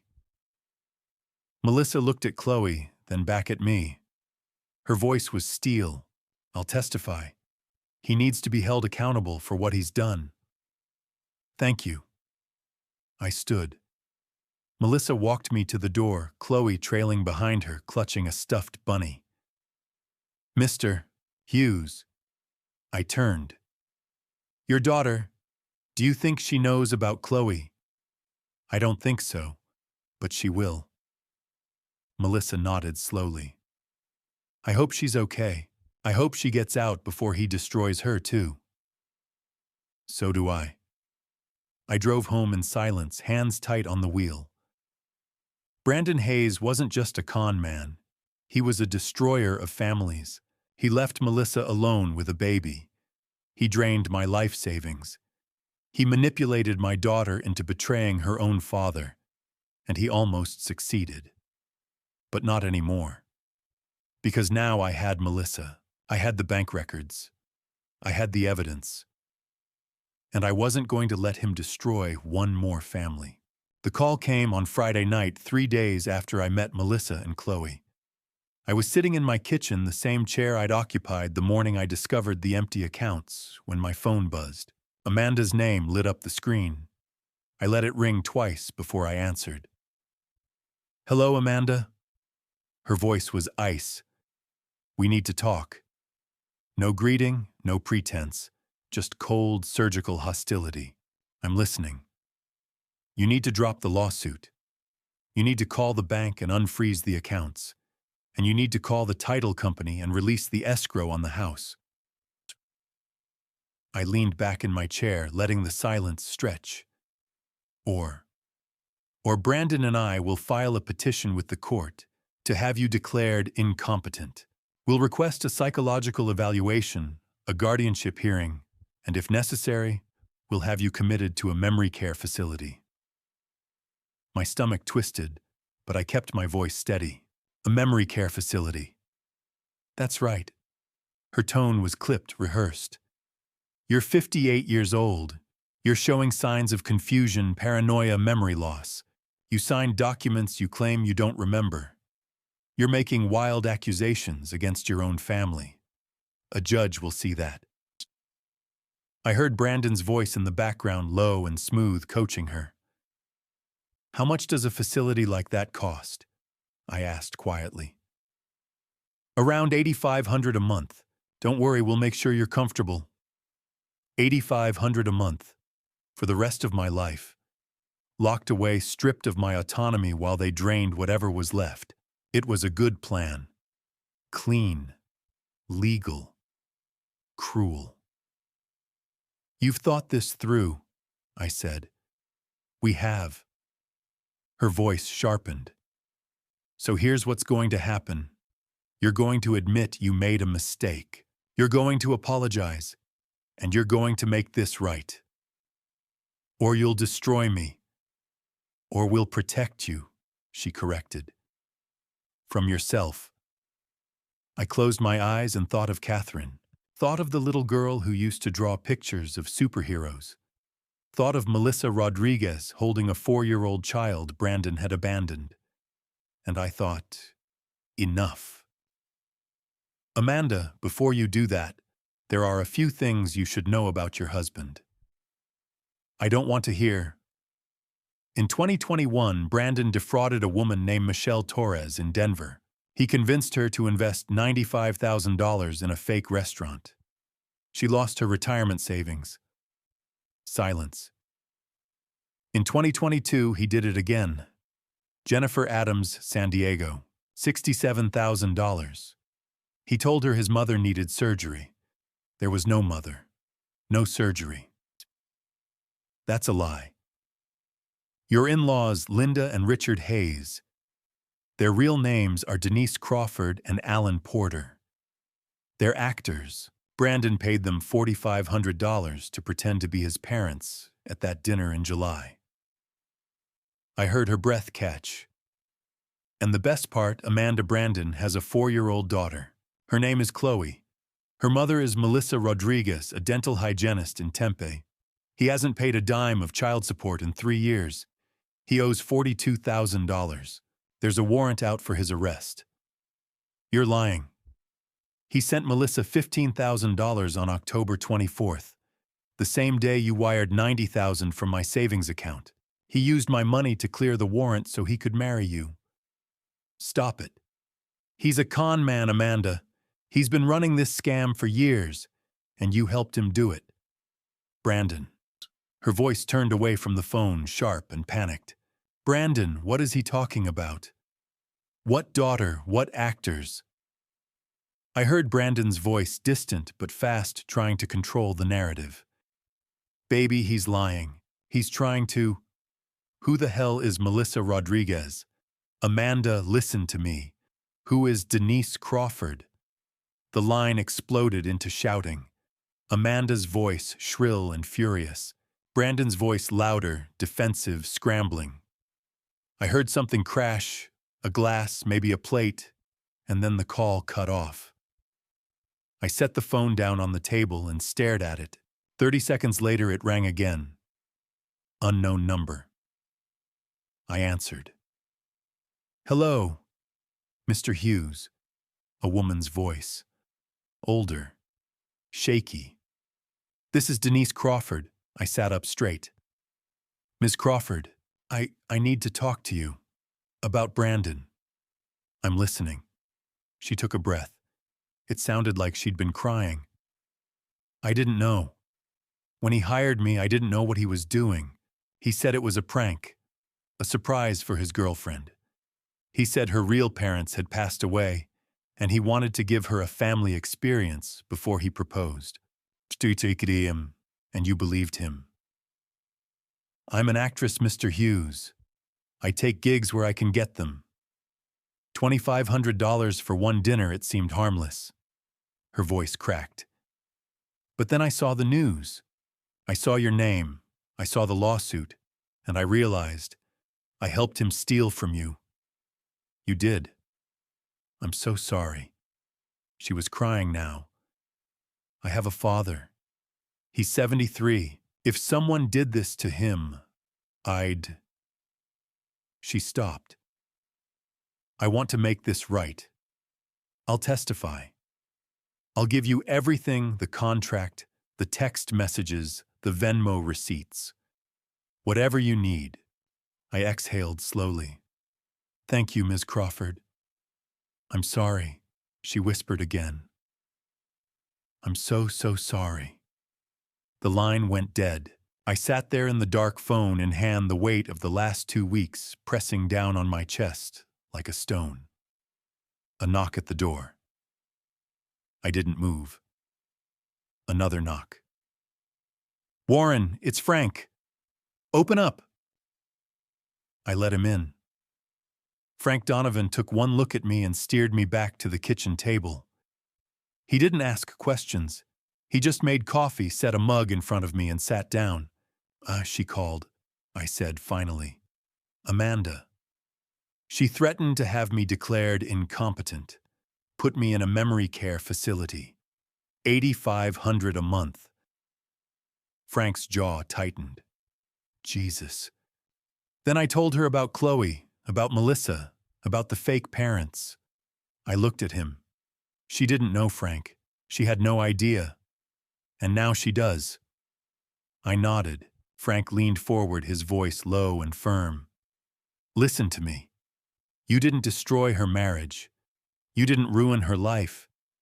You're saving her life. She doesn't see it that way. Not yet, but she will. He gripped my shoulder. Brandon Hayes is a predator. He was going to bleed her dry and leave her with nothing. You stopped him. I looked down at my coffee. I just wish it didn't have to be like this. I know. We sat in silence, 2 old men in a dark kitchen, while somewhere across the valley my daughter's world fell apart, and I couldn't do a damn thing to stop it. Sunday morning, November 10th. James Maxwell's office was quiet. The hallways empty except for the hum of the air conditioning and the distant sound of traffic on Camelback Road. I sat across from Maxwell at his desk, a yellow legal pad between us covered in names and notes. Frank Donovan sat to my right, arms crossed, his face set in grim determination. Let's go through the witness list one more time, Maxwell said, tapping his pen against the pad. Preliminary hearing is in 6 days. We need everyone locked in. I nodded. Go ahead. Denise Crawford, he began. Also known as Linda Hayes, she's agreed to testify about the fake parent scheme. She'll bring the contract Brandon gave her, the text messages, and the Venmo receipts, showing he paid her $2,500. She called me Friday night, I said. She sounded genuinely remorseful. Good. Remorse plays well in court. Maxwell made a note. Alan Porter, Richard Hayes. Same deal. $2,000. He's on board. Between the two of them, we can prove Brandon fabricated his entire family background. Frank leaned forward. What about the women he scammed before? Michelle Torres, Denver, 2021. $95,000 stolen through a fake restaurant investment scheme. She's willing to testify via Zoom. Maxwell flipped a page. Jennifer Adams, San Diego, 2022. $67,000. Same story, fake crisis, fake urgency, real money. She'll also testify remotely. I felt a flicker of gratitude toward these women. They didn't have to come forward. They could have stayed silent, buried. The shame moved on. But they chose to speak. And Melissa Rodriguez, I asked. She's local, so she'll appear in person. Single mother, 4-year-old daughter, 3 years of unpaid child support. Her testimony establishes a pattern of abandonment and financial irresponsibility. Maxwell looked at me. She'll be compelling.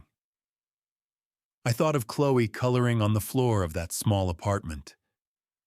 She's a good mother. She deserves justice. She'll get it. Maxwell set down his pen. Now the harder part. Detective Carter called me yesterday. I straightened. What did he say? Amanda is also under investigation. The words hung in the air like a blade.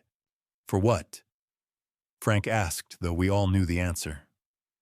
Conspiracy to commit fraud, identity theft, forgery.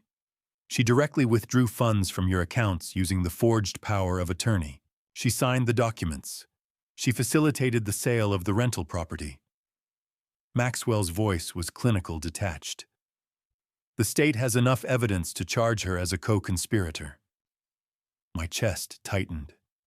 How much time?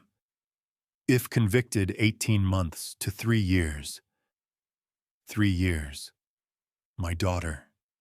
In prison. Jesus. Frank muttered. Maxwell leaned back in his chair. But the prosecutor is willing to offer a deal. What kind of deal? Amanda testifies against Brandon, full cooperation. She provides documentation, communications, anything that ties him to the fraud. In exchange, the prosecutor will recommend a suspended sentence, probation, community service, restitution, but no jail time. I stared at him. And if she refuses, then she goes to trial. And if she's convicted, she serves the full sentence. Frank looked at me. Has she been contacted? Carter tried to reach her yesterday. She didn't answer. He left a message explaining the situation and gave her until Wednesday to respond. Wednesday. 3 days from now. What do you think she'll do? Frank asked quietly. I didn't answer. I didn't know. Would she cooperate? Would she finally see Brandon for what he was, a liar, a thief, a man who had used her to destroy her own father, or would she refuse? Would she stand by him, convinced that I was the villain, that this was all some elaborate scheme to control her life?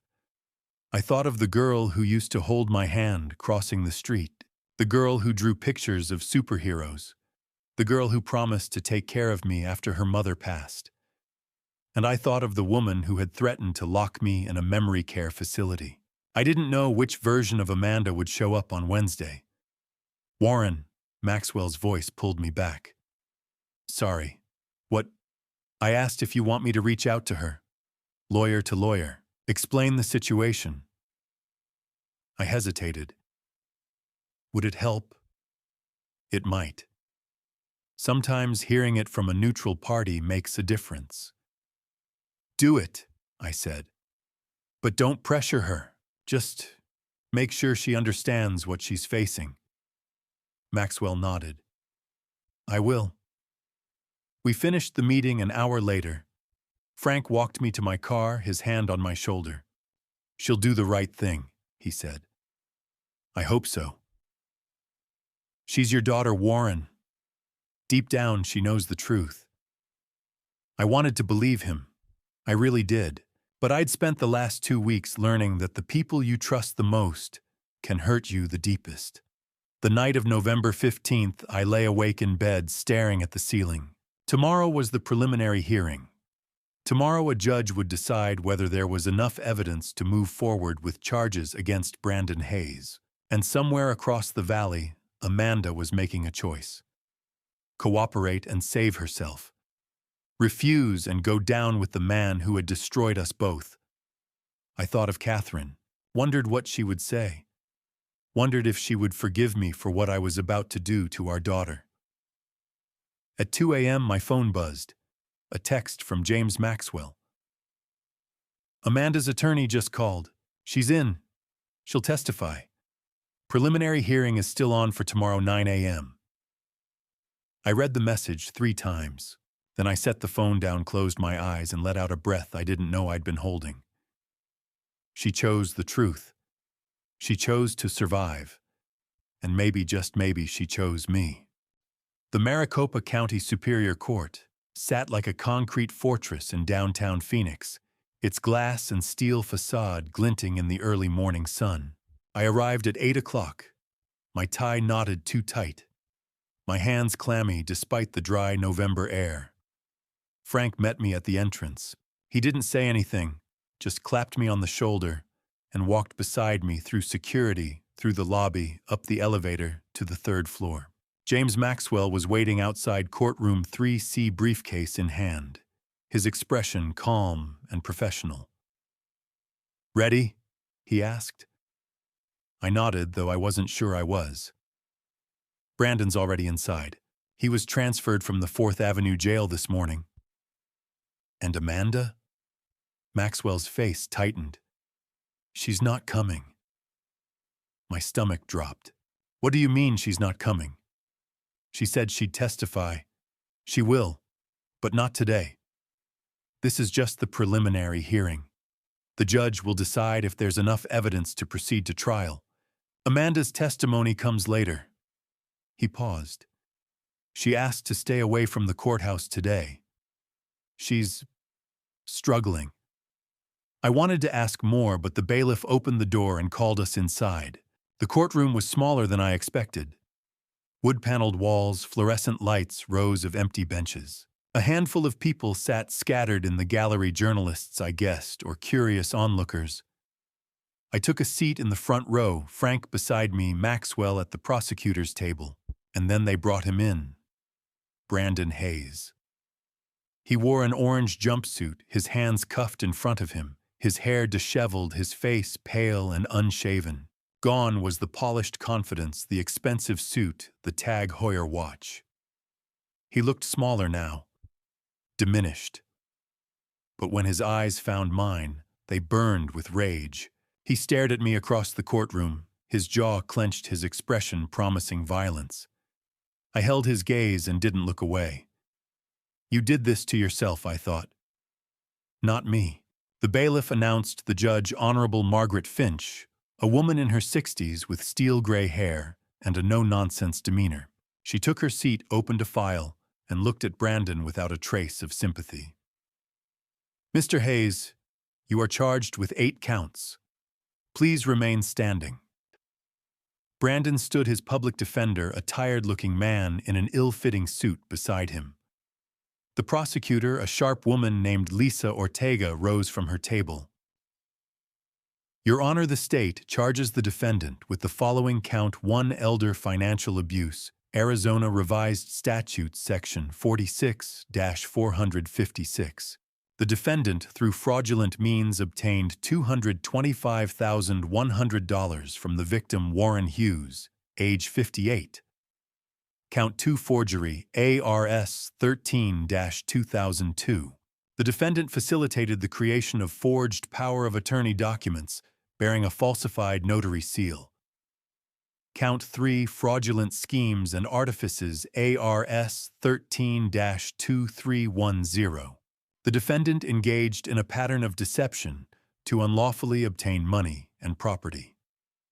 Count 4, theft, ARS 13-1802. The defendant unlawfully took control of the victim's financial assets. Count 5, identity theft, ARS 13-2008. The defendant used falsified documents to impersonate authorized authority over the victim's accounts.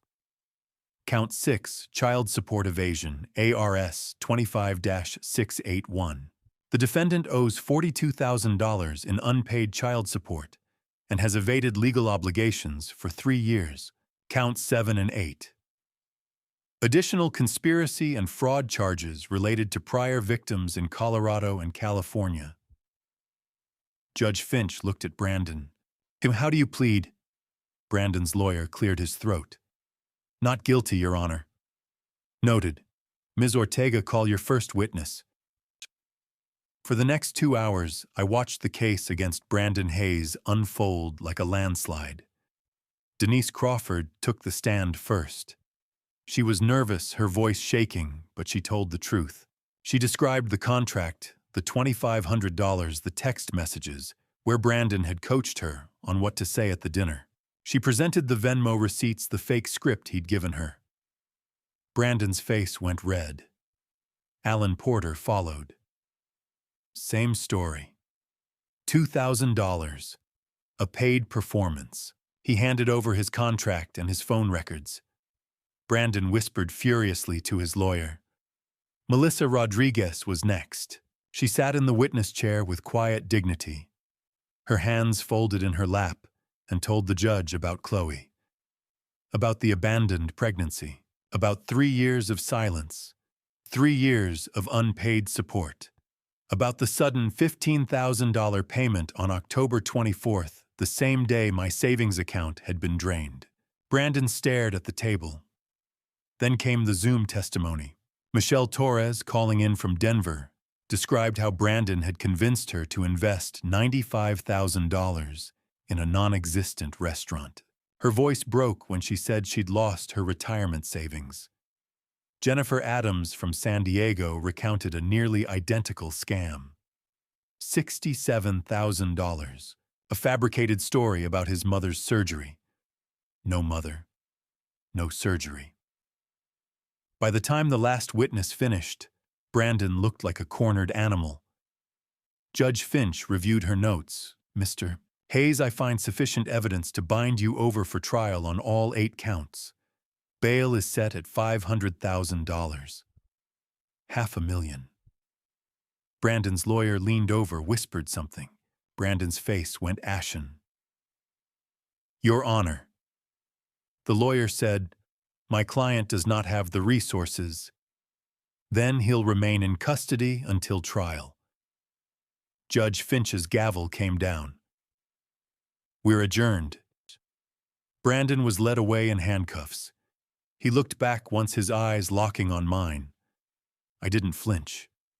Outside the courthouse, the desert sun beat down on the pavement, shimmering in waves of heat. I loosened my tie and took a breath. Detective Daniel Carter approached, his badge clipped to his belt. Mr. Hughes, a word. Frank and Maxwell stepped aside. Carter lowered his voice. We'll be issuing a warrant for your daughter within 48 hours. Conspiracy, fraud, forgery. She'll need to turn herself in.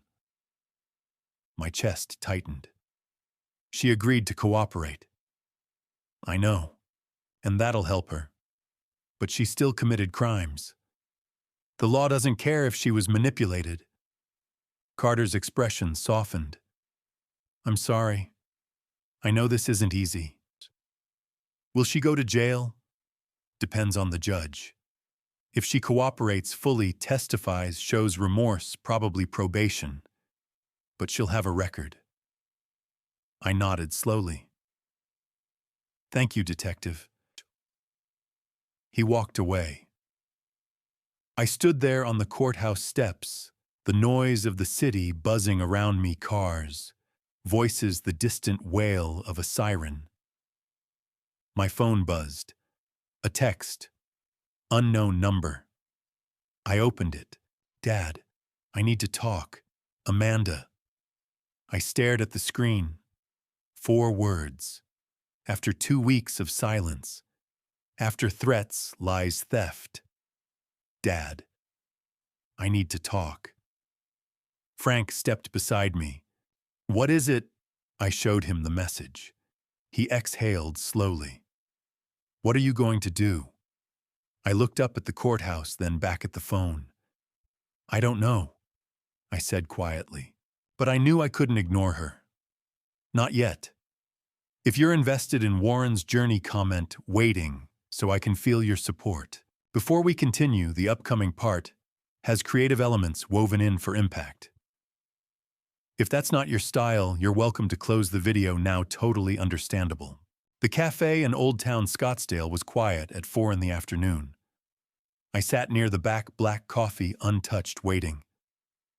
Amanda walked in 7 minutes late. I almost didn't recognize her. No makeup, hair in a messy ponytail, oversized gray sweater jeans. Her eyes were red and swollen, her face pale. She looked like she hadn't slept in days. She sat down across from me without a word. Hi, Dad. Her voice was barely audible. Hi, sweetheart. Silence stretched between us. She twisted her fingers together, staring at the table. I'm sorry, she whispered.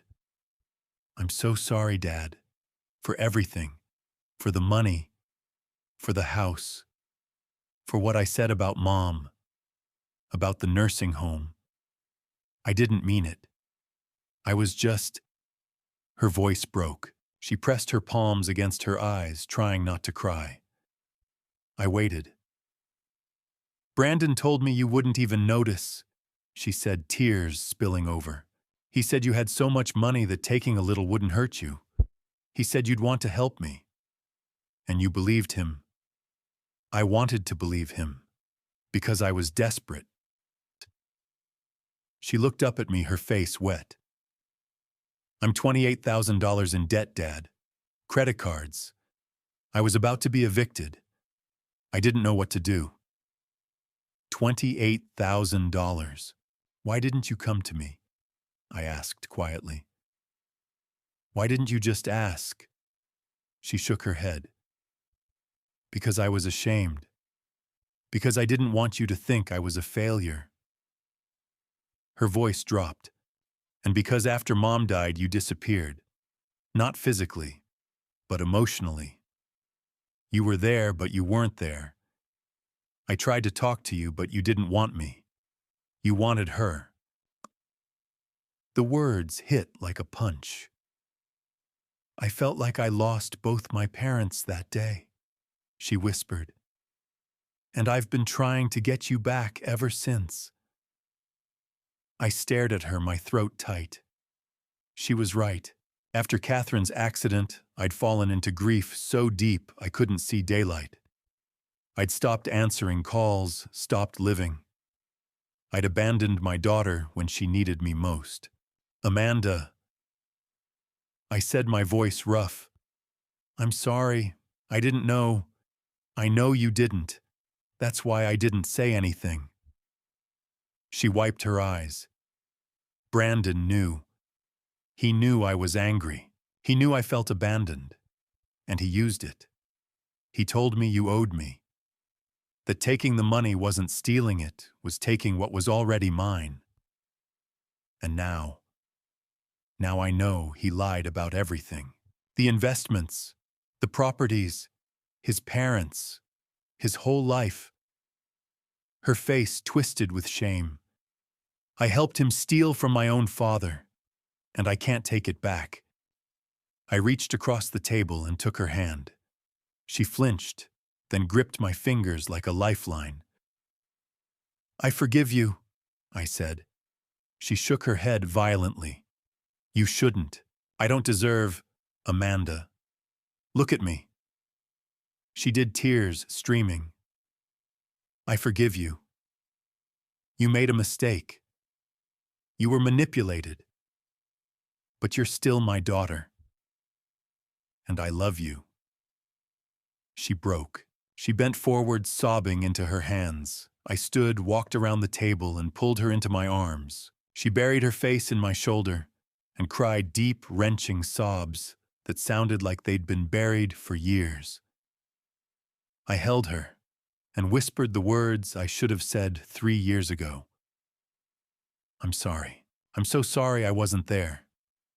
I'm sorry, Dad. I'm so sorry. We stayed like that for a long time. At 4:45, the door opened. Detective Daniel Carter stepped inside. Amanda pulled away from me, wiping her face. I called him, she said quietly. I need to do this. I need to face what I did. Carter approached. Miss Hughes, are you ready? She stood, her legs shaky. Yes. He didn't cuff her small mercy, but he placed a hand on her elbow and guided her toward the door. Amanda stopped and turned back. Do you really forgive me? I looked at my daughter, broken, ashamed, desperate for grace. I already have, I said. But you need to forgive yourself first. She smiled just a little and nodded. Then Detective Carter led her out into the Scottsdale sunlight. I stood at the window and watched them walk to the unmarked sedan, watched Amanda climb into the back seat, watched the car pull away, carrying my daughter toward a future I couldn't control. And I realized something. I'd gotten her back. Not the version of Amanda I'd lost 3 years ago. Not the little girl with pigtails and crayons. But the woman she was now. Flawed. Broken. Real. She was going to face charges. She was going to plead guilty. She might serve time, but she was mine again, and that was enough. The Maricopa County Superior Court was cold on the morning of January 15th. I sat in the front row, alone, my hands folded in my lap, watching as the bailiff called the room to order. All rise, the Honorable Margaret Finch presiding. The courtroom stood. Judge Finch entered, her gray hair pinned back, her expression unreadable. She took her seat and surveyed the room. The state of Arizona versus Brandon Michael Hayes and Amanda Marie Hughes. Please be seated. I sat. Brandon was led in first, wearing the same orange jumpsuit from the preliminary hearing, his hands cuffed in front of him. He looked thinner now, his face hollow, his eyes dark. He glanced at me once, a flicker of rage, then looked away. Amanda came next. She wore a simple navy dress, her hair pulled back, no makeup. She looked small, fragile. When her eyes found mine, I gave her a small nod. She nodded back, then sat beside her public defender. The trial lasted 3 days. On the first day, the prosecutor presented the timeline, the forged power of attorney, the unauthorized withdrawals, the fake boutique, the sale of the rental property.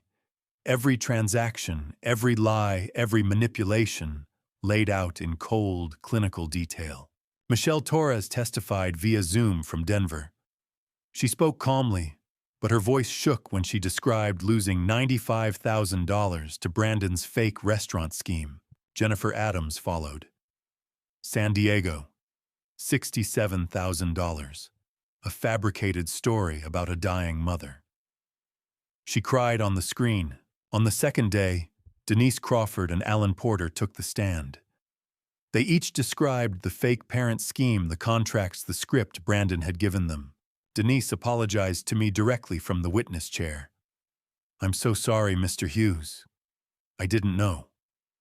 Melissa Rodriguez testified in person. She held herself together until the prosecutor asked about Chloe. Then her voice broke. "He left when she was 6 months old. I haven't heard from him in 3 years, until he sent $15,000 in October. Money he stole from Mr. Hughes." Brandon stared at the table, jaw clenched. On the third day, I took the stand. The prosecutor asked me to describe the fraud. I did step by step. The missing money, the forged documents, the hospital visit where Amanda had tricked me into signing the power of attorney while I was weak and feverish. "Mr. Hughes," the prosecutor said, "your daughter participated in this fraud. She withdrew funds. She facilitated the sale of your property. How do you feel about that?" I looked at Amanda.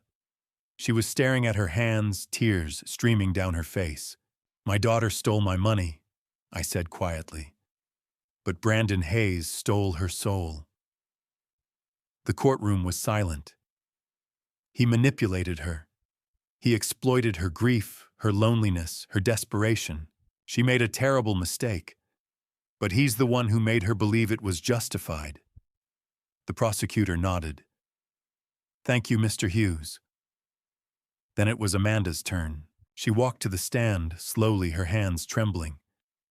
The prosecutor asked her to recount the fraud. She did, her voice shaking, stopping every few sentences to wipe her eyes. "I lied to my father. I forged his signature on documents. I took his money. I helped Brandon sell his house." She looked at me, her face wet. "I'm so sorry, Dad. I'm so sorry." Brandon's lawyer stood. "Ms. Hughes, you're testifying against Mr. Hayes to save yourself, aren't you?" "No," Amanda said. "I'm testifying because what we did was wrong, and I need to take responsibility." "You expect this court to believe—" "Objection," the prosecutor said, badgering the witness. "Sustained." Brandon's lawyer sat down frustrated. Then Brandon himself took the stand. He denied everything. Said Amanda had acted alone. Said he'd tried to stop her. said I was the one lying trying to frame him because I disapproved of the relationship. The jury didn't buy it. When Amanda's lawyer cross-examined him, Brandon lost his composure. He pointed at Amanda, his voice rising. She's lying. She's the one who planned everything. She used me. Amanda flinched, but didn't look away. Mr. Hayes, the judge said sharply, control yourself or you'll be removed from the courtroom. Brandon sat back, seething. On January 19th, the jury returned. Guilty on all counts. Judge Finch sentenced Brandon first. Mr. Hayes, you have demonstrated a pattern of deceit, manipulation, and financial exploitation spanning multiple years and multiple victims. You preyed on vulnerable people, including the elderly and a single mother. This court sentences you to 5 years in the Arizona Department of Corrections. You are also ordered to pay restitution of $275,100 to Warren Hughes and $42,000 in child support to Melissa Rodriguez. Brandon's face went white.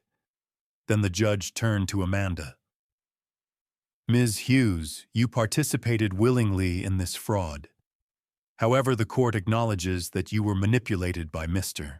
Hayes and that you have shown genuine remorse. You have cooperated fully with the prosecution. This court sentences you to 18 months in the Arizona Department of Corrections, followed by 5 years of supervised probation. You are jointly responsible for restitution alongside Mr. Hayes. Amanda nodded, tears streaming. The bailiffs led them away. Brandon didn't look back. Amanda did. Her eyes found mine one last time before the door closed. 2 days later, I sat in the visitation room at the Perryville Women's Facility.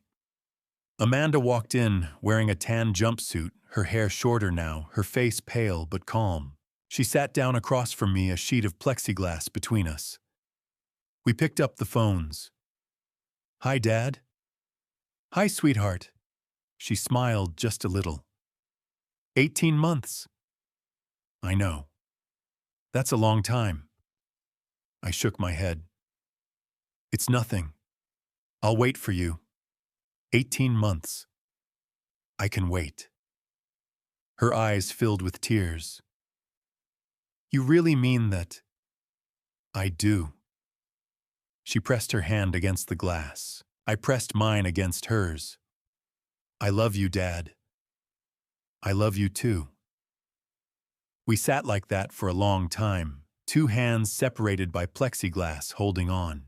The letter arrived in March 2025, 2 months after the trial. Plain white envelope, Perryville return address, Amanda's handwriting. I opened it at the kitchen table. Dear Dad, I don't know how to start this. I've written it a dozen times.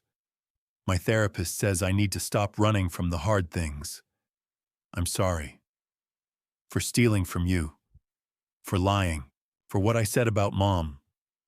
I've been going to therapy twice a week. I'm learning things I didn't want to see. How I blamed you for Mom's death because it was easier than accepting she was gone. How I let Brandon manipulate me. How I convinced myself stealing wasn't really stealing because I was angry. None of it was your fault, Dad. You were grieving. You were human. I don't expect you to forgive me. I just need you to know I'm trying to become the person you raised me to be. The person Mom would have wanted me to be.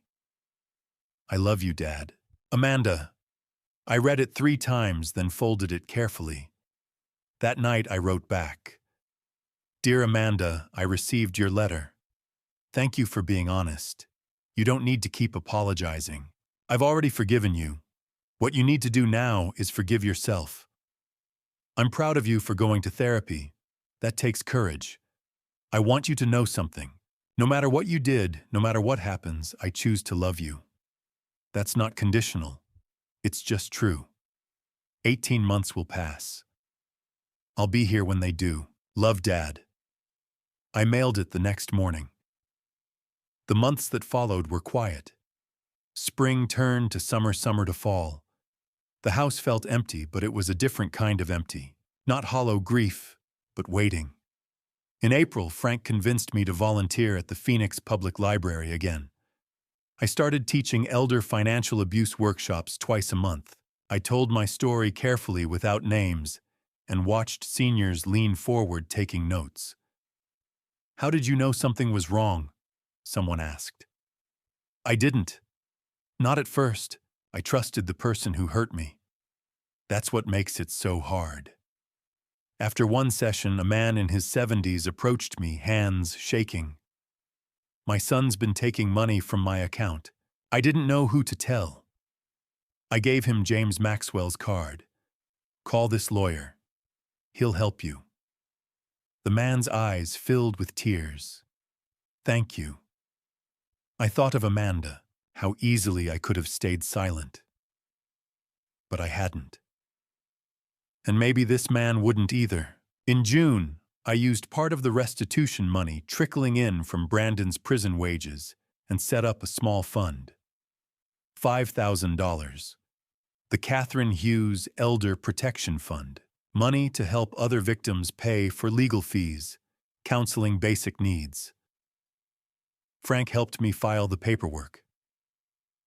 Catherine would be proud. I hope so. Letters from Amanda came every 2 weeks. She told me about therapy sessions, her job in the prison library, the book club she'd joined. She told me about the women she'd met, all trying to survive their mistakes. "There's a woman here named Maria. She embezzled money to pay for her daughter's cancer treatment. She's been here 3 years. She says the hardest part isn't the time, it's the guilt. I understand that now." I wrote back every time. Short notes, updates about the house, Frank's terrible golf game, the workshops, the fund. "You're doing good work, Dad," she wrote in October. "I'm proud of you." I cried when I read that. In November, Frank invited me to Thanksgiving at his daughter's house. I almost said no. The thought of celebrating while Amanda sat in a cell felt unbearable. But I went. Frank's grandkids ran around shrieking. His daughter handed me a plate of turkey. I ate, smiled when I was supposed to.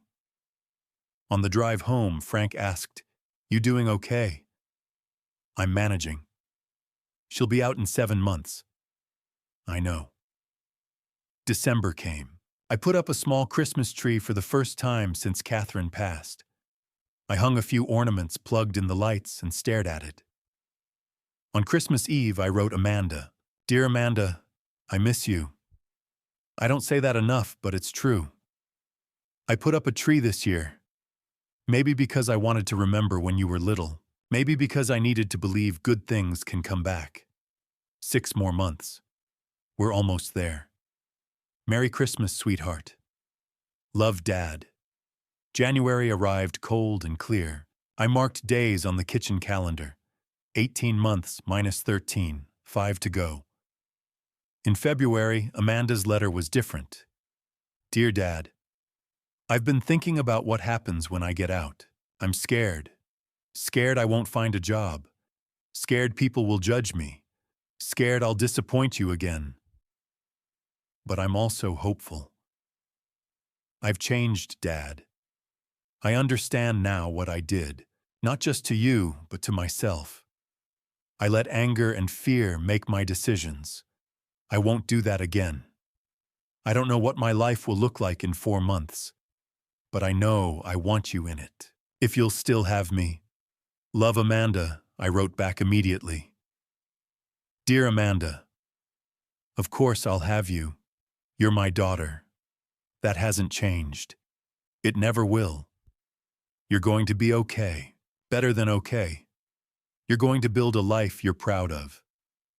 And I'll be here to help however I can. 4 more months. I'm counting down with you. Love, Dad." On the last night of February, I sat on the back porch wrapped in a jacket staring up at the desert sky. The stars were bright and endless. I thought about the last 18 months, the theft, the trial, the letters, the waiting. I thought about Catherine, about the promise I'd made to protect our daughter. I'd failed for a long time, but in the end I'd kept it. I reached into my jacket and pulled out a folded piece of paper. Amanda's drawing from 1999. My daddy the hero. The crayon lines faded the paper soft. I stared at it for a long time. "We made it, Catherine," I whispered into the cold desert air. "4 more months. We're going to make it." And for the first time in years, I believed it. When I look back at everything that happened, I don't just see betrayal. I see my own silence, my own grief, my own blindness. This wasn't only a family story about money. It was a family story about distance pride and the dangerous things we don't say out loud. I thought being strong meant handling pain alone. I was wrong.